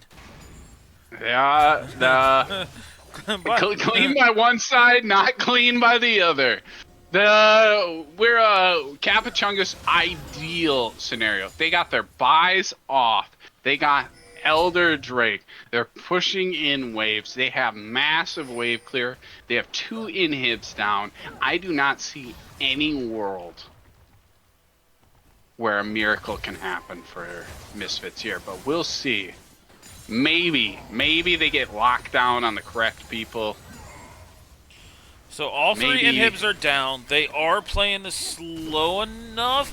Going on the Teemos is an interesting idea. He is extremely tanky at 6 items here. And I mean, he has 936 stacks. Do you know how much HP this man gets back if he Qs anything? It's basically his whole health. It's crazy how much he'll get back. So personally, I think with Elder and with the comp they have, I think if they siege, I think they could take it, but I understand the want to just take Baron and really just have an unstoppable siege with 3 inhibs down. So I get it. The don't want to push it too much. They still have probably like 40 seconds left on Elder, so they have both buffs up. Yeah, And yeah, the thing for me is Baron. I think is actually harder for them to play into than Elder. Just yeah, because you can bonsai dive with the Moo. with the supers. Yeah, but oh, nice charm coming out of Pilk here. Ooh, Pilk, Cat's please. sold his boots. He's on four. He's on six total items. Wow, Oh my lord! that is a lot of damage. Just melted Golden Sunset here. But it's But just too much. yeah. They don't even touch an enemy now. They just Q the Oh base. yeah. And Kills don't matter. Objectives do. and that is game 2 by Kappachungus. So we have a game 3 here in this. Look at that. Look at that resilience though. 31-17. You see that score line? You see that like on an organized play? You're basically like, well, 31-1, right? No. this, Draft this matters. cold graph is something. I gotta take a peek at that. Woo! Like, They're dancing around. in 4 minutes, Misfits went up by 3K basically, and then down, and then back to even. That's crazy. I really think Kappa did an excellent job throughout all of that, just maintaining CS throughout everything. When things got unfavorable, when things got difficult, they kept pushing the whole time, and they kept making sure that they were securing those last hits. They were securing turret objectives. They had to, for the most part, knew when to seed the actual like larger objectives when you're talking about like your dragons and stuff like that. So despite like not having soul, they were still able to keep things up to a level where it never really felt like Misfits could fully respond on all the kills they were getting. Yeah, for sure. But all right, let's move over to game three's draft here. As well, we who's on what side? So Misfits is Uh, on red side. Kappachungus is on blue side here for game let's 3. see. Get to game 3. Draft 3. Uh, So what are we looking at? I love the Wukong top. Hello. What do you interesting. think about that, Colt? I mean, it could be Wukong. It could be Pantheon. Most likely Wukong. I think into the Malphite. That is interesting. I'm not sure if Malphite Uh, cares about it. who had R5 there? Is that Malphite R5 or is that That is a Wukong Malphite R5? R5. That is Malphite. That was, I will say, credit to, I gotta presume that's Walliford. Just I assume that was an insta-lock as he saw that team. Having the Malphite in the wheelhouse. I've seen actually some pros start to talk about it. I think we saw Fudge on Shopify play it recently. When you see these fat AD comps, Malphite is really, really, really good. And being able to take that here, I mean, when you look at the comp of Kappachungus, I don't I don't know who really responds. You're gonna have to build cleavers. You're gonna have to build pen, and it really changes your whole itemization up. Yeah, I think the thing that stands out is looking at the comp here by Misfits is this is an absolute go forward in your face comp. You know, you have Zac, Hmm. you have Malphite, you have Vex. Braum can piggyback off of their engages a little bit, and then Jinx ult coming down to just kind of get the like resets off of it. Vex For sure. is the thing that kind of stands out, even though she's an absolute dumpster fire of a champion. I think she is in theme of what their comp is bringing. If For Vex sure. does get a lead, she can be oppressive around the map, but I do like some of the responses for blue side. It is kind of hard to just jump into Wukong or Aurora, and then Rakan does have some value there with For sure. Xayah. If it was any other ADC, where Rakan doesn't have the added dash distance for E, then I think it's a little more difficult to play. But overall, I like Red Sight's draft. I think it's much more simplistic, and that's kind of been the key to Misfits' last 3 to 4 wins, where they have been knocking off a lot of top tier teams. Is they're playing really simple, really easy to execute drafts. For sure. And I think honestly, in a way, outside of the Zach pick being like more unconventional for pro, I think this is like a very like it reminds me almost of how T1 picks for like Guma in like a game 3 where they're just like, all right, we're gonna let one of our really good players in lolcats who routinely plays very safe, doesn't have many deaths, like is able to, kind of capitalize on what the ADC position is supposed to do, deal damage, and stay out of the range of a lot of these CC abilities. And we're going to get in your face with Zac. We're going to get in your face with Braum. We're going to get in your face with Malphite. And we're going to let Jinx get some resets off. So I think yeah, I think you hit the nail on the head. It's a very straightforward comp where you are playing to allow Jinx to get a reset or Vex to get a reset and go in. Whereas conversely, on the blue side, you're playing to get a pick and to dodge abilities. You have a lot of disruption where you have Aurora between worlds, alt, being able to dash around and change position, maybe get a quick pick, maybe kill Jinx early, make them lose a lot of their DPS. You have Wukong able to clone alt in. You're able to get knockups to disrupt. You have, the quickness coming off of Rakan. You're able to Q. You're able to dash in with his, I think it's his W, and then you'd be able to alt and charm with the quickness and get everybody down. You have single target pick off with Panth, be able to alt in at angles. So it's a lot more complex for blue side on what they need to do and who they need to target, whereas it's very straightforward for red, where it's like if Jinx is up and we're grouped up as 5 or 4, we keep Jinx alive. If we're grouped up as 4 or 5 and Jinx is down, and we keep Vex alive for resets, and 3 people on their team are very easy to keep alive. So I think in terms of, like you said, simplicity, Misfits really kind of nailed it down well. So it'll be hard for Kappachungus, but I'll be interested to see how they play. All right. Well, I think we've got quite a bit we got in here on this draft, so I'm going to run another 3 minute ad, and we will be back for game 3 here. All right, I'll grab a drink real quick, and I'll be right back myself. Same here. I will get a refill.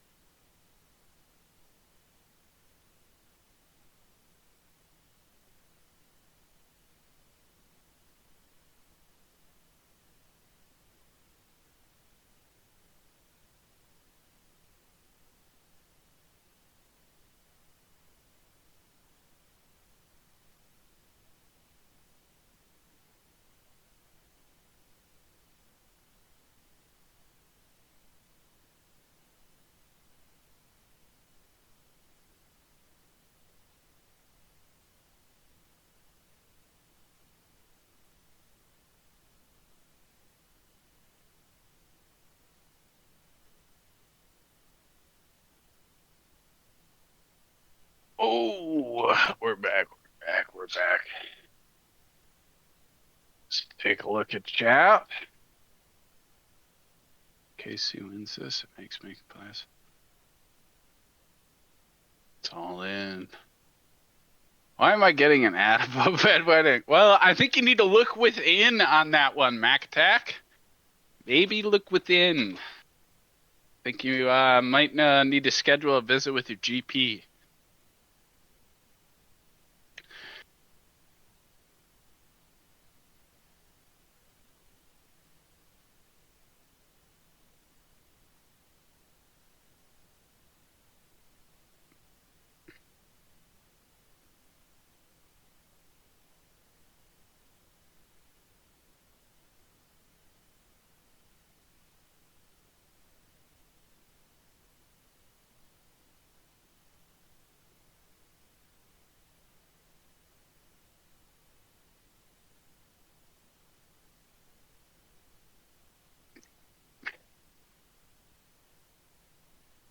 Ladies and gentlemen, I'm a little buzzed.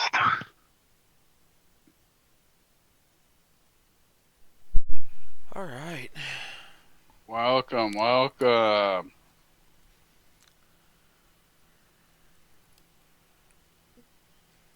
Pat doesn't even know what Bronze W is called. Disappointing. Do you know what Bronze W is called? I'm W? Yep. I don't know what the W is. I believe E is steadfast. No, that's Poppy.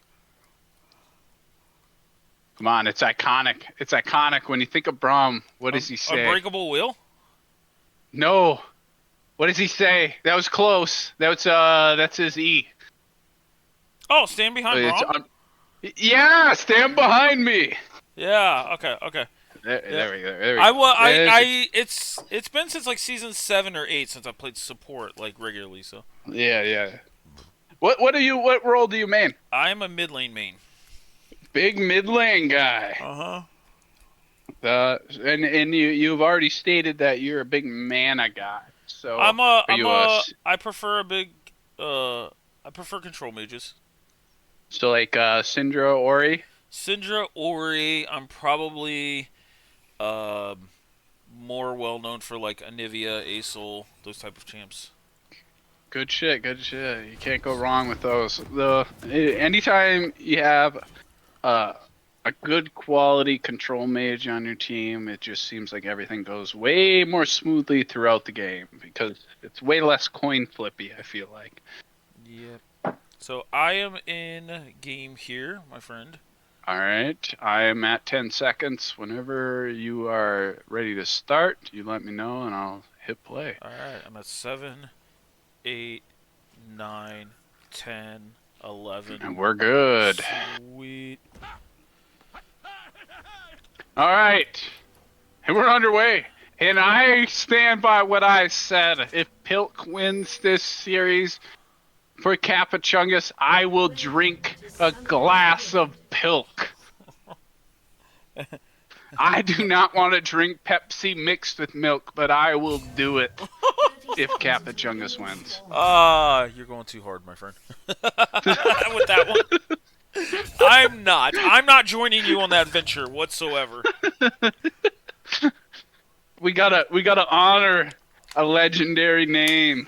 Hey, they're playing Pantheon. Pantheon tells me to be honorable, and I will honor Pilk if he can win, or she, whatever. You're getting some call-outs in the chat here from Soka of do it. You won't. Oh. We got okay. Do it. You won't. Pilk's got to win. All right. Pilk's got to earn this. And if they do, I will. So, as we said, straightforward comp. I really think you try to just play off a Jinx resets this game if you're Misfits. And if you're Kappachungus, I think you're really looking for good angles and catching people out with Panth and single target lockdown. You're trying to avoid too much team fighting. At least complete 5v5s. If you can get into 4v4 situations, it might be fine because you have good ults. But it'll be... I think this is definitely much more pressing. Oh, we got a dash in from Campbell. Being aggressive, taking advantage of the extra range, and huge kill. First blood. No summoners burned by cats on that either. Wow, yeah. No sums on either side. So we have offensive sums for supports on Misfit sides. Kappa's got defensive. So really not having to use anything there is pretty huge. Big first gold. You know, I don't hate getting early gold on supports just because their items are so cheap, and just getting that little bit of extra spike, especially in lane, can be nice. Obviously, still probably preferable on the ADC, but it's not the worst thing in the world. Oh. Walliford's bullying Teemo with the flash coming out. Good Q coming out of Zach, but gets out. Good job surviving there by Teemo.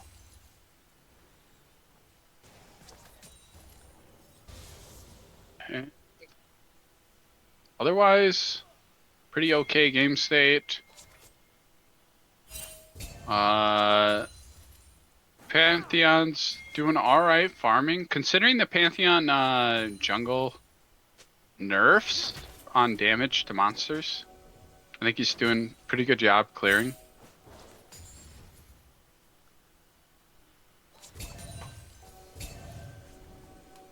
Vision popping in.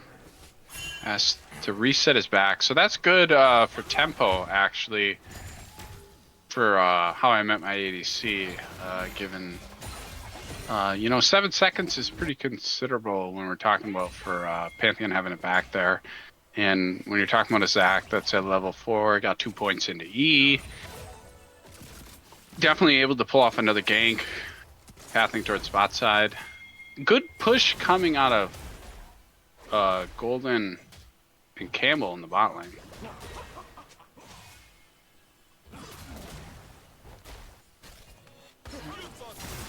Oh, big fight here coming out of the bot side again. I love like watching Kappachungus' bot lane. It's like when they get an advantage, then they just keep pressing and pressing and putting so much pressure on the opposing bot lane. How I met my ADC this. Back up top though. Honestly, I think that's, you know, it's tough to give up prio towards bot, especially for early Drakes. But I think that's the move when you have such an unfavorable matchup of a Wukong into a Malphite. You know his flash is down. I think you really just try to make things miserable. Walliford with a questionable back timing there has to cancel the back. Meanwhile, Kappa's securing Drake, it looks like.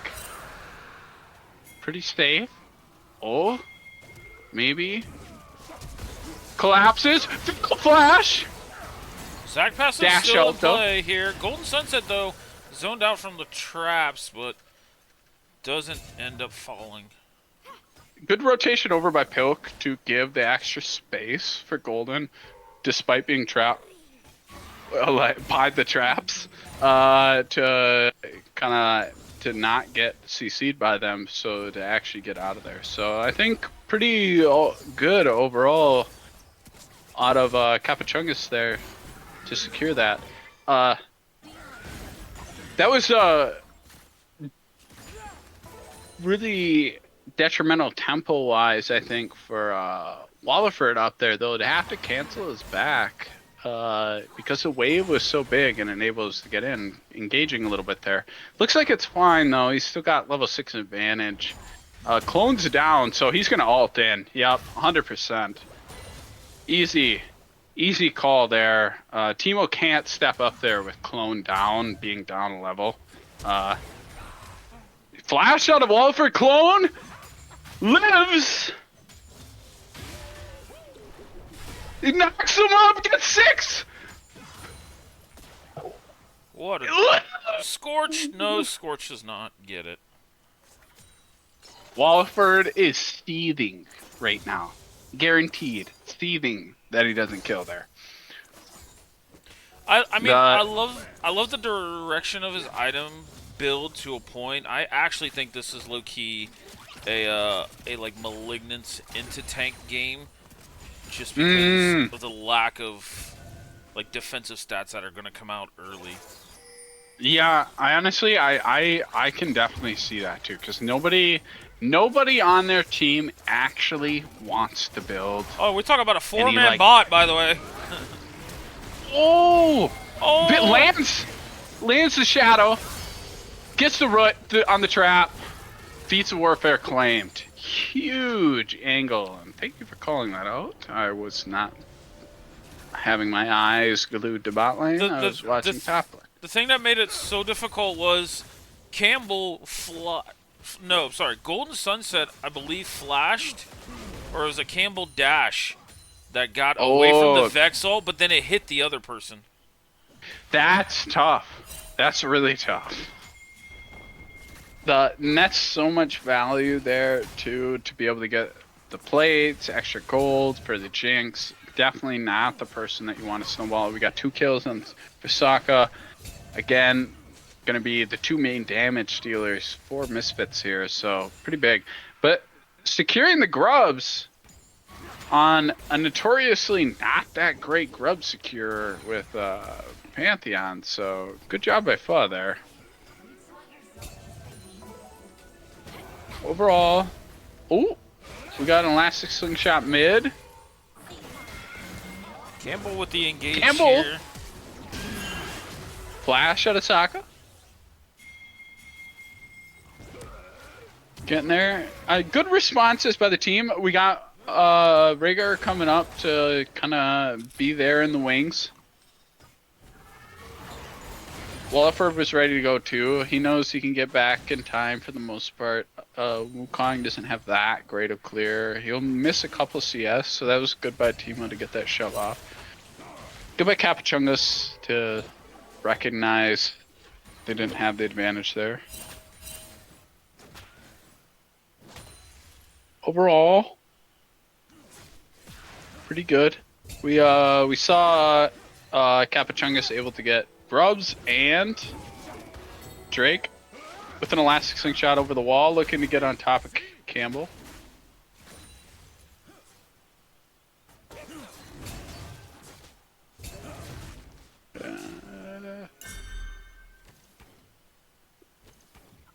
I just keep coming back to this though in the top one. This is just so difficult for Wukong to really do anything.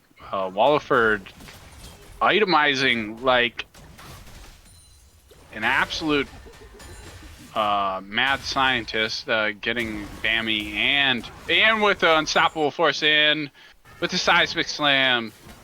Go to sleep. That's tough. Do you think there's any point that Wukong wins against Malphite in a solo? No, I don't think so. I thought the D-ring start was pretty clever, and he's not really great. Oh, big engage here by Campbell. See, it looks like they did zone this off, but they might turn this onto Campbell. Good catch. Oh, good flash. We do see though, Golden Sunset. Oh, with the nice pullback, and gets LOL cats. Good rotation by no. Yeah, good rotation by Misfits to get over there. I think they played that really clean in terms of what the situation was for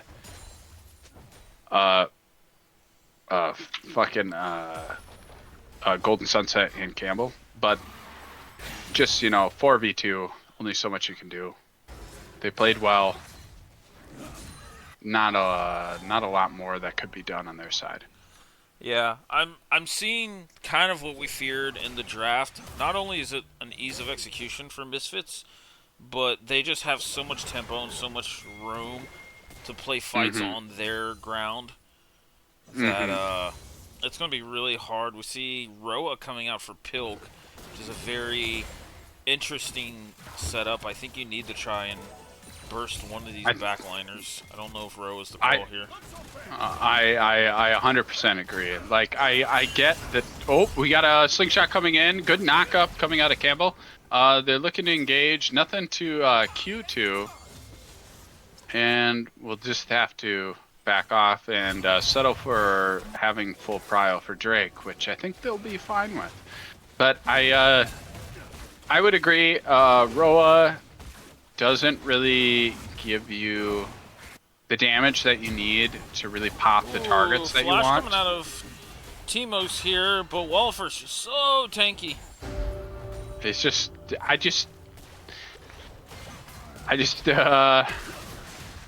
don't think they were expecting the Malphite. I think that's all there was to it. Oh, Poe getting up there, taking too many shots.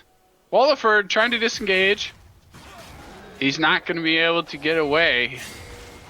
And killed. Huge value. Huge pings out of the teammates. Good comms by mid and support to let Timo know to get out of the way because they were gonna die.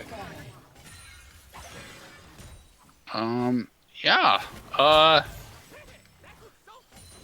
think overall the game state, while like on optics on paper doesn't look that bad, I think it's just a tough angle, like on the outset, looking forward, for what Kappa's gonna need to do to be able to actually shut down the tanky team members. I do really. Ooh, Soka. R goes just a little bit to the side there. Pilk's got an excellent ability to just survive in situations that it seems like they normally wouldn't survive in. I like if, now this is the big if, I know from judging from the first two games, we see top lanes trading, just kind of duking it out. The cleaver build is actually really big when we're thinking about Xayah and Pantheon. Nice engage here Moving from Campbell. forward. Foes down here as well. 3v2. Rhaegar ends up falling. Cat's trying to return damage, but could not get anything back for it. Yeah, this bot lane's starting to get gapped a little bit here. The Xayah Rakan duo, like just like the extra benefits that they get with like the extra dash range and everything like that. Walliford having the TP just to actually give space to make sure they don't lose that first turret. But Wukong is able to do a lot of turret damage. We got How I Met My ADC taking Rift, but overall they might be able to get advantage of it. Nope. It really seems like Wukong's gonna is trying to go split heavy, just like Timo has done the previous games.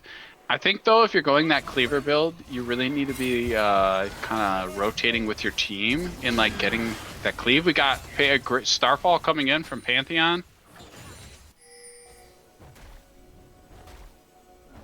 And nothing really coming out of it.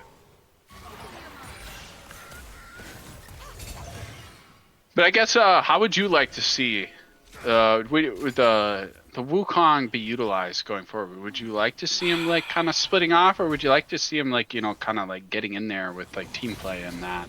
Because I mean, I guess me personally, if I see you going like cleaver in that, I'd want to see, you know, using that shred or your Xayah in your Pantheon to do more single target damage.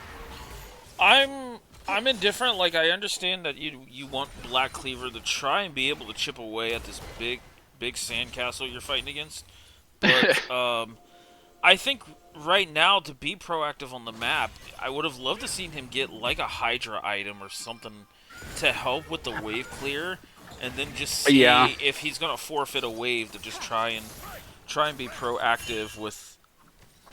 I'm sorry, with like Foe or Pilk in the mid lane Yeah. to create some opportunities here. I think that's 100% it. With the unstoppable force coming in, having to use his ult in response to even be able to disengage. I think, yeah, if you go Hydra item, you can shove hard. And I think if you go Cleaver, you have to, like, kind of be on comms, rotating with Foe or somebody to be able to actually get full value out of that Cleaver. We look like we're setting up around the Cloud Drake, so it'll be a Cloud Soul this game.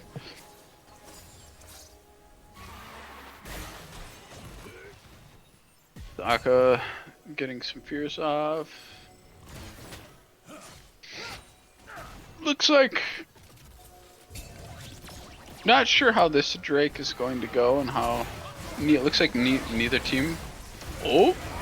Big engage here. Pilk trying to go back into the back line with the Between Two Worlds, though. Soka going after Having to Foe. flash. And Emma and Misfits are just trying to run this over. Golden Sunset's returning damage, but with Wallifer here in his face, it's just really hard for him to output anything here. No, yeah, just... That was honestly well done by Misfits. I will give credit to Teemo getting pretty big value here out of top lane, taking top lane turret, and looks like I would expect them to be able to get this tier 2 as well in exchange for the Drake. It doesn't fully make up for the kills in the Drake, but it's quite a bit of gold onto him, so we'll have to hope that he's able to make use of this, because that's a lot of gold.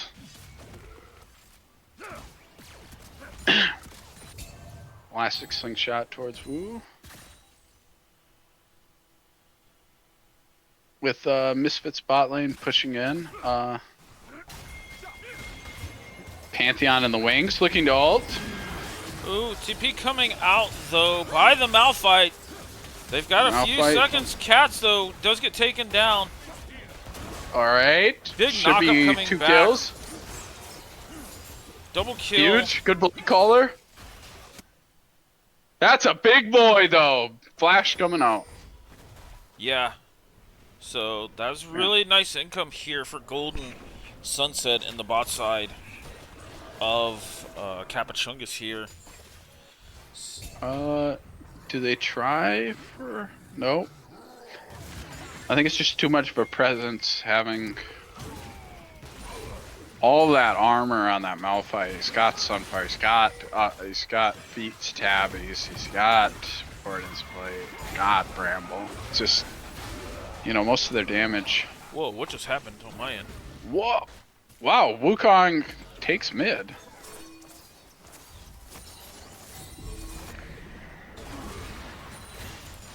So, I will give... Kappa's got good, good presence of mind for taking turrets. And they pot the Rift Herald mid out of Misfits. Able to protect it, just barely. Oh, that was weird. What time are you at? Stand by.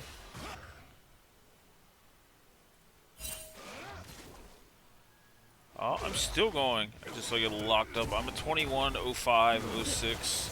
I think we're pretty close. Okay. Yeah, we're pretty much the same. Yeah, I just had to tab out and tab back in for it to continue. It was really weird. Campbell killing Hogmap ADC, locked in. Golden Sunset. Oh! Barely surviving. Super Mega Death Rocket almost killing. Good block by Campbell. Campbell played that as perfect as you could right there. Honestly, I'm very, very impressed by Campbell throughout these series. I think maybe at times getting a little over eager, but definitely like in terms of coordinated play, like I think they got the sauce. Yep. And we see Golden Sunset just going straight into the last Whisper item, but Soka getting jumped on here. He at least gets Wukong back for that. So 1 for 1. Yeah, 1 for 1, no bounties up, so too detrimental. Turret's already down in top lane, so not a huge advantage gained for Misfits there. The Whisper, yeah, LDR are already finished for Zaya, so that'll be pretty big. Looking at their comp, and they're again starting the Otacon, regardless of circumstances. Misfits are no fear when it comes to Otacon. We got a TP coming in. Arasaka letting it reset. So ultimately, kind of just an allocation of resources on a Misfits there. Time kind of used up and a TP used. So maybe Kappa can get some advantage out of that. They didn't really have to allocate anything for it. Drake is coming up, which will be pretty big for... We can either make it even or make it 2 for 2. I really, really think when I'm looking at Kappachungus' comp, when we're looking at a potential Cloud Soul, they would love a Cloud Soul. They would love to be able to get in and out faster when you're looking at, you know, getting off a Featherstorm, a Blade Caller, a Wukong clone plus ult, the quickness getting off for Rakan, having that extra movement speed to space in and out of these big beefy guys, dodging a CC, that would be massive. Like, whereas for Misfits, it doesn't make a huge difference for them, but denying them is where the big value comes from. So we'll see how they decide to play it. Yeah, I'm with you on that. I think just trying to stall this game out to let Golden get to maybe IE third since he's ahead of Cats here. But it's ultimately going to be like how he plays out these fights because he's gotten so much thrown at him. He's got a sandcastle, a blob, and an emo chick just diving into her.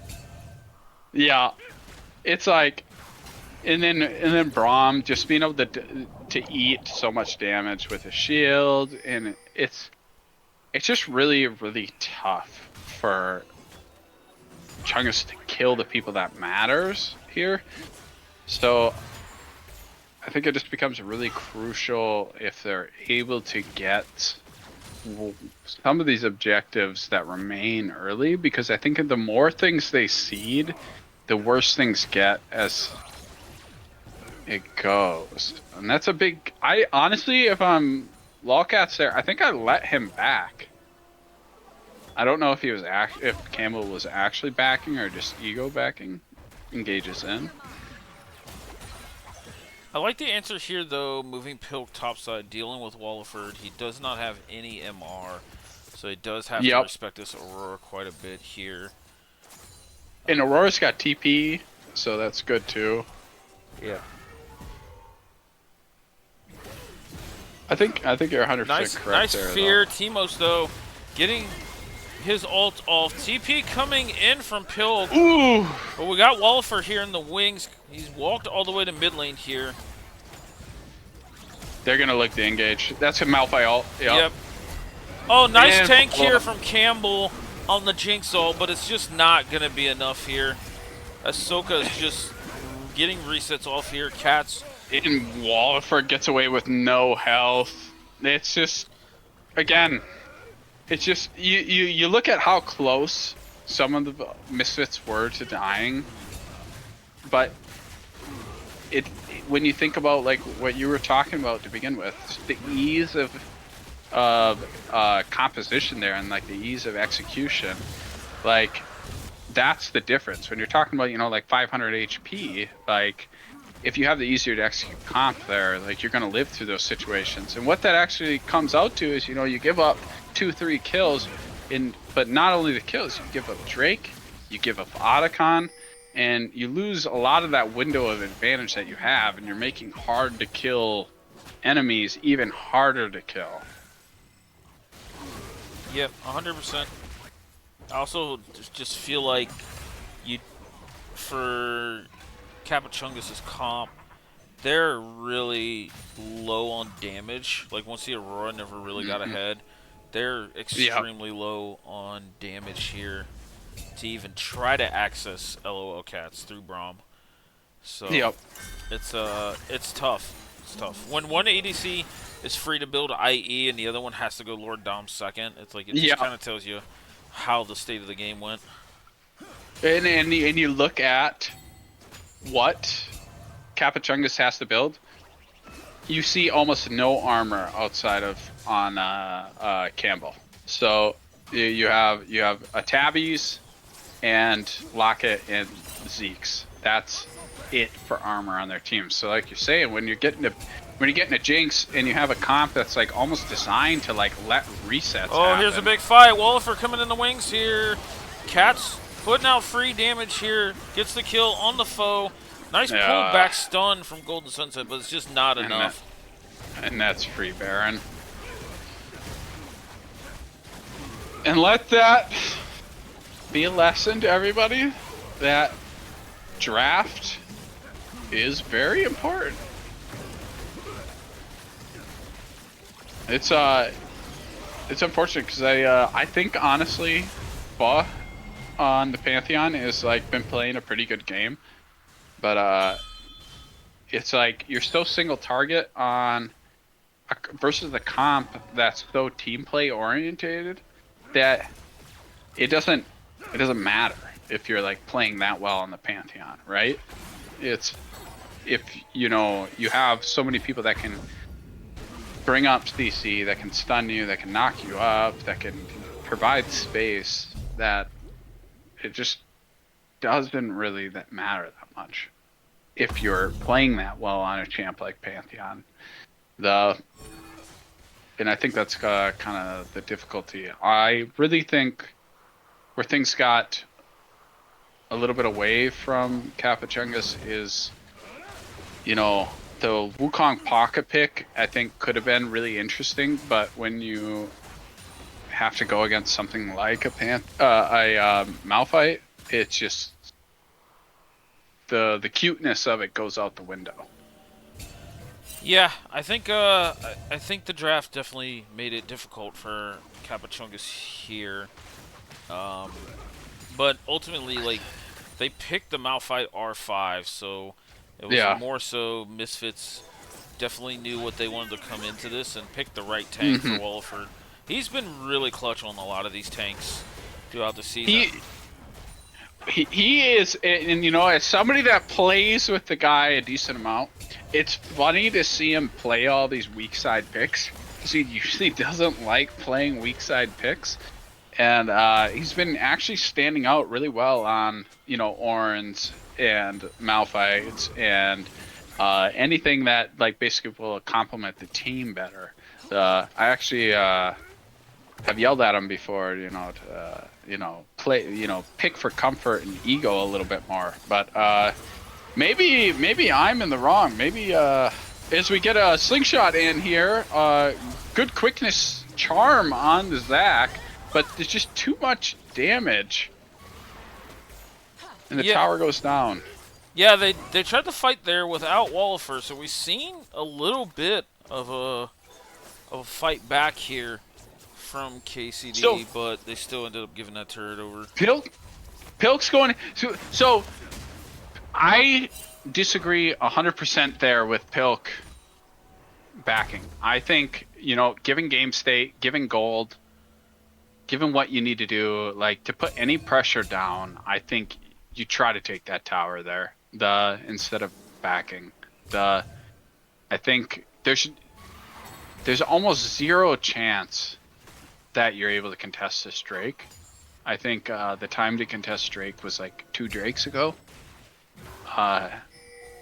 you're not in the game state to do an actual 5v5. So I think getting additional map pressure off maybe is more value here.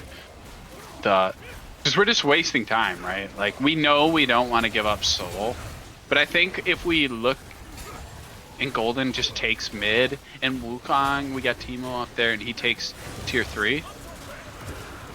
Oh, Campbell going in.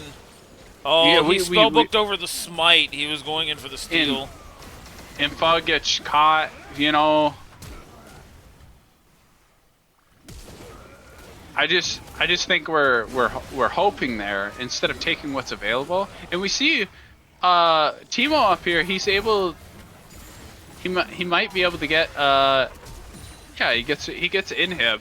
I think if Golden goes mid, gets turret, and maybe is able to push up to inhib turret again, and you know we could see some stuff that's more akin to game 2, where we're able to. You know, speed objectives, but take turrets instead.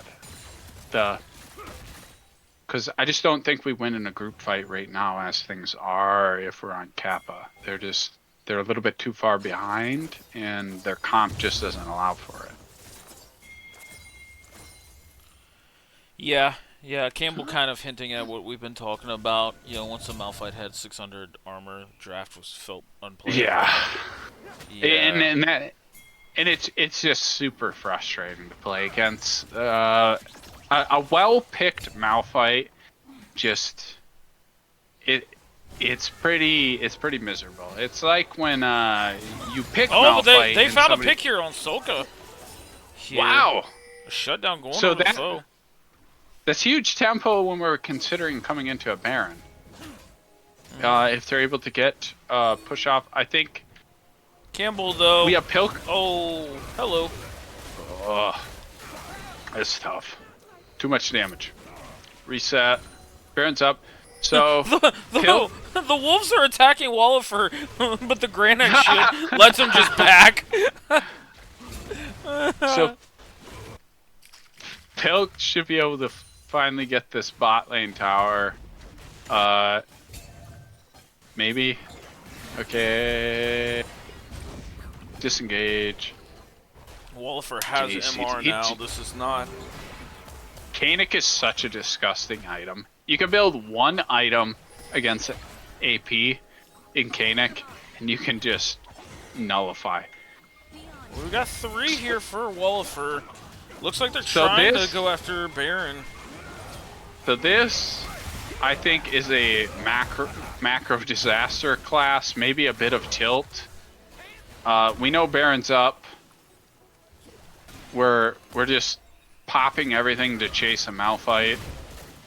I don't necessarily dislike it. He does have, you know, pretty big shutdown under him, so trying to get some. Oh, but foe steals the Baron. Zoom in on how I met my ADC.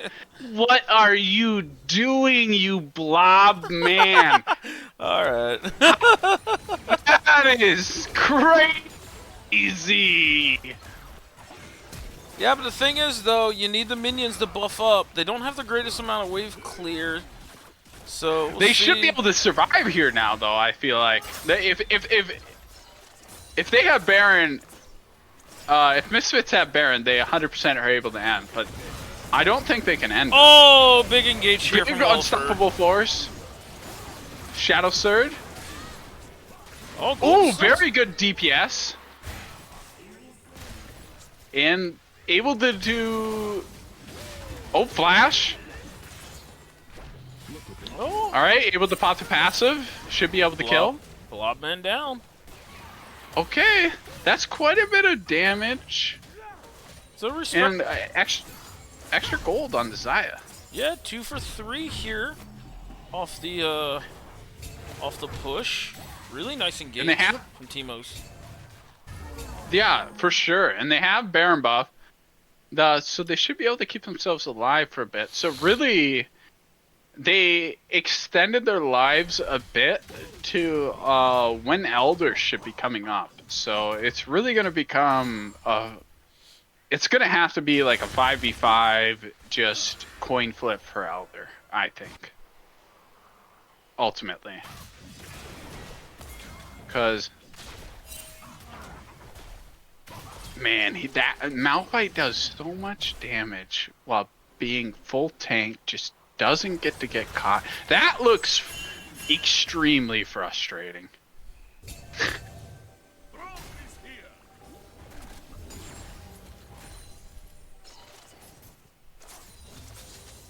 So again, you know, I do really gotta give Kappachungus a lot of credit. They're down 10 kills. They're only down 3k gold. That's pretty impressive mitigation. You know. Oh. Got a little bit of trading going on. Wildcats has to catch wave mid. Pilk and bot lane. Teemo. Low cooldown, so not really a big deal. There's an awfully big vision war going on here. Walking into this Elder Drake here. Yeah, So, Elder, I think, is going to decide most of this. It's just so hard to get a pick out, like, away from turrets for Kappa here. Both ADs are on 4 items. Rhaegar getting jumped on, got shut down here. Walper. Sokka in the TPing. back line. Cats ran. Big flash. Oh, Wallifer here. Golden Sunset going after Sokka, though. Gets a shutdown there. This could potentially be Elder here for Kappachungus. Incredibly played. Oh, no, they're looking at an end angle. I don't think they can end. I think they have to turn around and take Elder. I think it's turret plus inhib. Teemos hits top inhib, and then after those fall, you go back to Elder. Is probably how I would transition it. But I don't disagree with the Elder here. Yeah, you definitely could take the first 2 pieces there. I think they maybe. I don't agree with Teemo inting for tower there, especially with Elder up. That's, I think, a big waste. I think somebody needed to call him off there. But I think they didn't want to coin flip potentially with going mid, taking up to inhib, going back, and then the Zac trying to steal. But I think you're correct in that it's the right play. Taking those, so you have in supers matching supers, and then you just got to trust that you're able to secure Elder if the Zac does come down. Yeah. Now 4v5, it's tough. Yeah, 4v5, Elder is off Teemos here, but the rest of the members have it. Zaya is a very, very good Elder user because the feathers Is full build too. Oh, he is. Yeah, look at that. He is full build. Cat's still waiting to start on his 5th item. Fully upgraded boots here. Void Staff looks like starting to come out from Sokka here. Pilk also having the Blighted Jewel, so going for Void Staff or Crypt Bloom. Yeah, you know, I don't know enough about Aurora to comment on build, but I think ideally I would have liked to seen. Oh, we see a little bit of protection coming on. This little risky. We're far up. Mrs. Oh. Oh. And the Otacon buffs ends up slowing Golden Sunset. That's so tough because they have Elder still up. But Gold's trying to survive. He has GA here, but Trap's coming down from Cats. It's just that's tough. If Pilk is able to like get out, they still have Elder up, and that DPS is so big. We see Unstoppable Force coming in onto Fa. Campbell's trying to disengage best he can, but they're just too sticky. Yeah, Fa tried the ult. to get It out. did get out, Oh, he but did get out, it's actually. yeah, I was surprised, but the Wukong dies. They could end or they Yeah, could go this for this Baron, is an end whatever angle. they want. Yeah, Yeah, it's I would 100% end with angle. with Jinx. I just push all the way. Pilk will be back up, so I wonder if they just clear top inhib and then just go back because they just don't want to risk anything. No, it looks like they're playing this slow, going after the Baron here. Nothing wrong with Yeah, that. I understand. You're just like, well, we're in the advantage. Gold's overall close. We'll just take the zero risks route. It's just really, I feel for Kappachungus there because it's a super mega death rocket doesn't hit on Pilk and they're able to get out and they have Elder on them. Maybe they're able to get a little more DPS off and get something done, but now it's you're in a pretty tough spot. Like pretty much everybody's full build or at full, damn near full build. I think Jinx is at almost full build, and everybody else is pretty much at 4.5 items. So you don't really have any gold advantage, and then you're down the Baron in the Soul. Really, if Misfits blows this somehow, I am going to flame them beyond belief. I'm gonna be real. So we'll see what happens. They have no reason to be able to squander this. They should just do 4-1. Keep wave pushing in both lanes. They got all 3 inhibs down. They should just be able to siege. Jinx resets come up. So it's gonna take like a miracle engage. You're thinking about like Wukong, E, in, alt, clone, Blade Caller, perfect pop, the quickness coming in for charms around in the Nexus turrets. Yeah, but the problem is that much engage, you're just gonna get counter engaged on. Yeah, So it's a just rough one. You gotta find that one target and blow them up. yeah. You have to kill somebody like immediately. But it's just so hard. You have all 3 inhibs down. Like, and if Misfits just use their brains, like they just don't actually engage until one of these turrets go down. Oh, Teemo's And Team blasted. wow, That. live, which was pretty impressive. A valiant defense here. Just Stalker ult hits, goes in. Oh, Soka gets taken down. Golden Sunset ends up ulting here, but I don't think it's gonna be hard. Yeah, Wildcats resets are just going crazy. Golden tried his best there, but did not. Valiant defense. Yeah, for sure. But that is Imin Misfits taking game 3 and giving Kappachungus their second loss of the split. I will say, Misfits. I've watched them from week to week. They're coming around. They're starting to draft better. They're keeping Walliford off of Cassante, and that's seems like it's going a long way, and they're playing well. Kappachungus, I think if they just draft a little less complex, I think they're really clean. They could definitely, I think, beat pretty much anybody with like their individual performances on the champs in a vacuum. It's just I think they need to pick an overall easier comp, and they can really perform. Yeah, I think that's been the thing, and the key to success for Misfits has been drafting very simple, very easy to execute comps. There's not much to it. Like it's pretty straightforward. So I mean, they've Definitely. now went on what, a 3-game win streak. They 2-0'd Bop It Twisted, who was the top team at the time.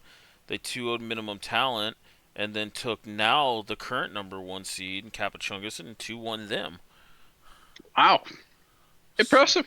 Uh, and as we were talking, like at the very, very beginning, the parity in the league seems very good. Like we see a fluctuation in who's number one, people going on heaters, you know, different draft comps. We see a lot of variation in like what we would consider conventional draft styles. So I think overall the league's in a very competitive state, and the way people are performing is very interesting. And I think as we continue on throughout the season, it should be pretty exciting to see who's able to pull to the front next.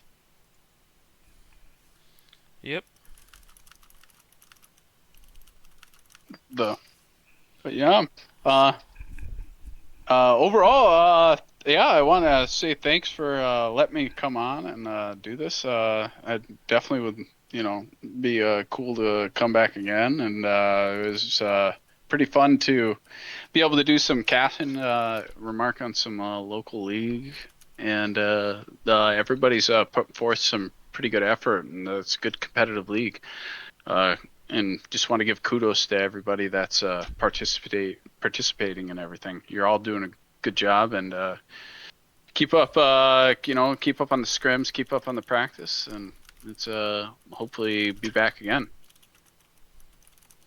Yeah, it was an absolute pleasure having you. I know Misfits was super excited to showcase the series. I mean, obviously you're going to be excited when you win it, but I even heard they had a little bit of a watch party going on.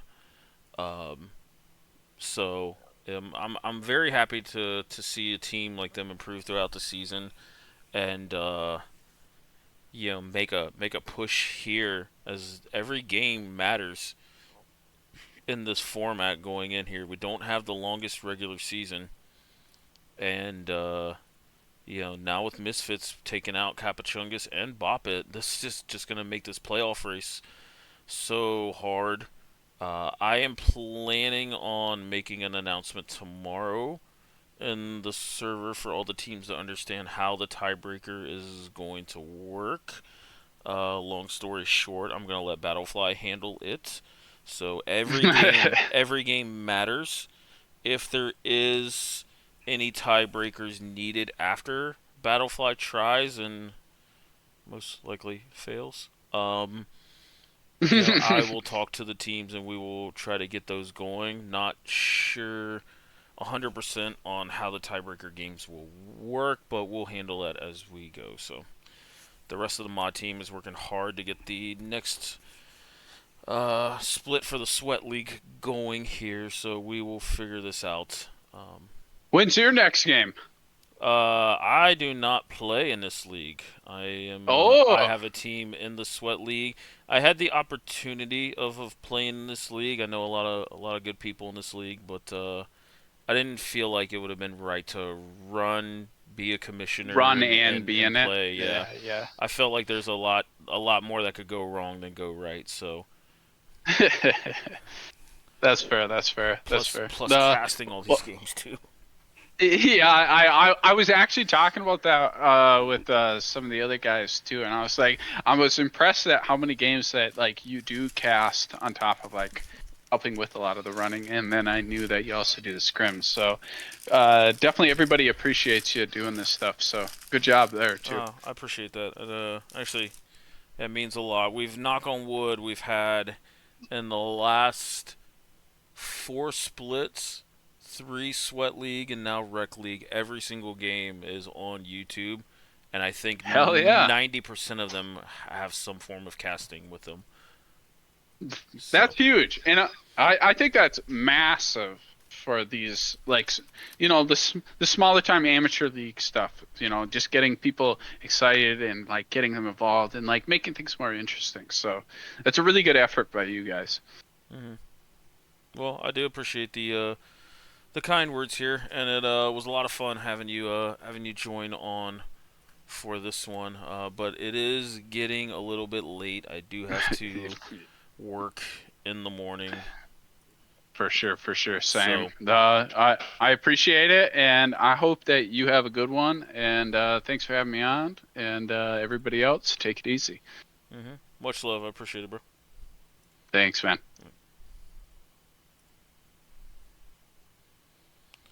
Alrighty, here. I'm going to wrap this up, but that was Misfits taking out Kappachungus Deluxe here 2-1 in an insanely competitive series, and them just making my job much harder in figuring out this playoff race. So keep your eyes on Battlefly. We do have more series coming up. Let me pull up the schedule real quick.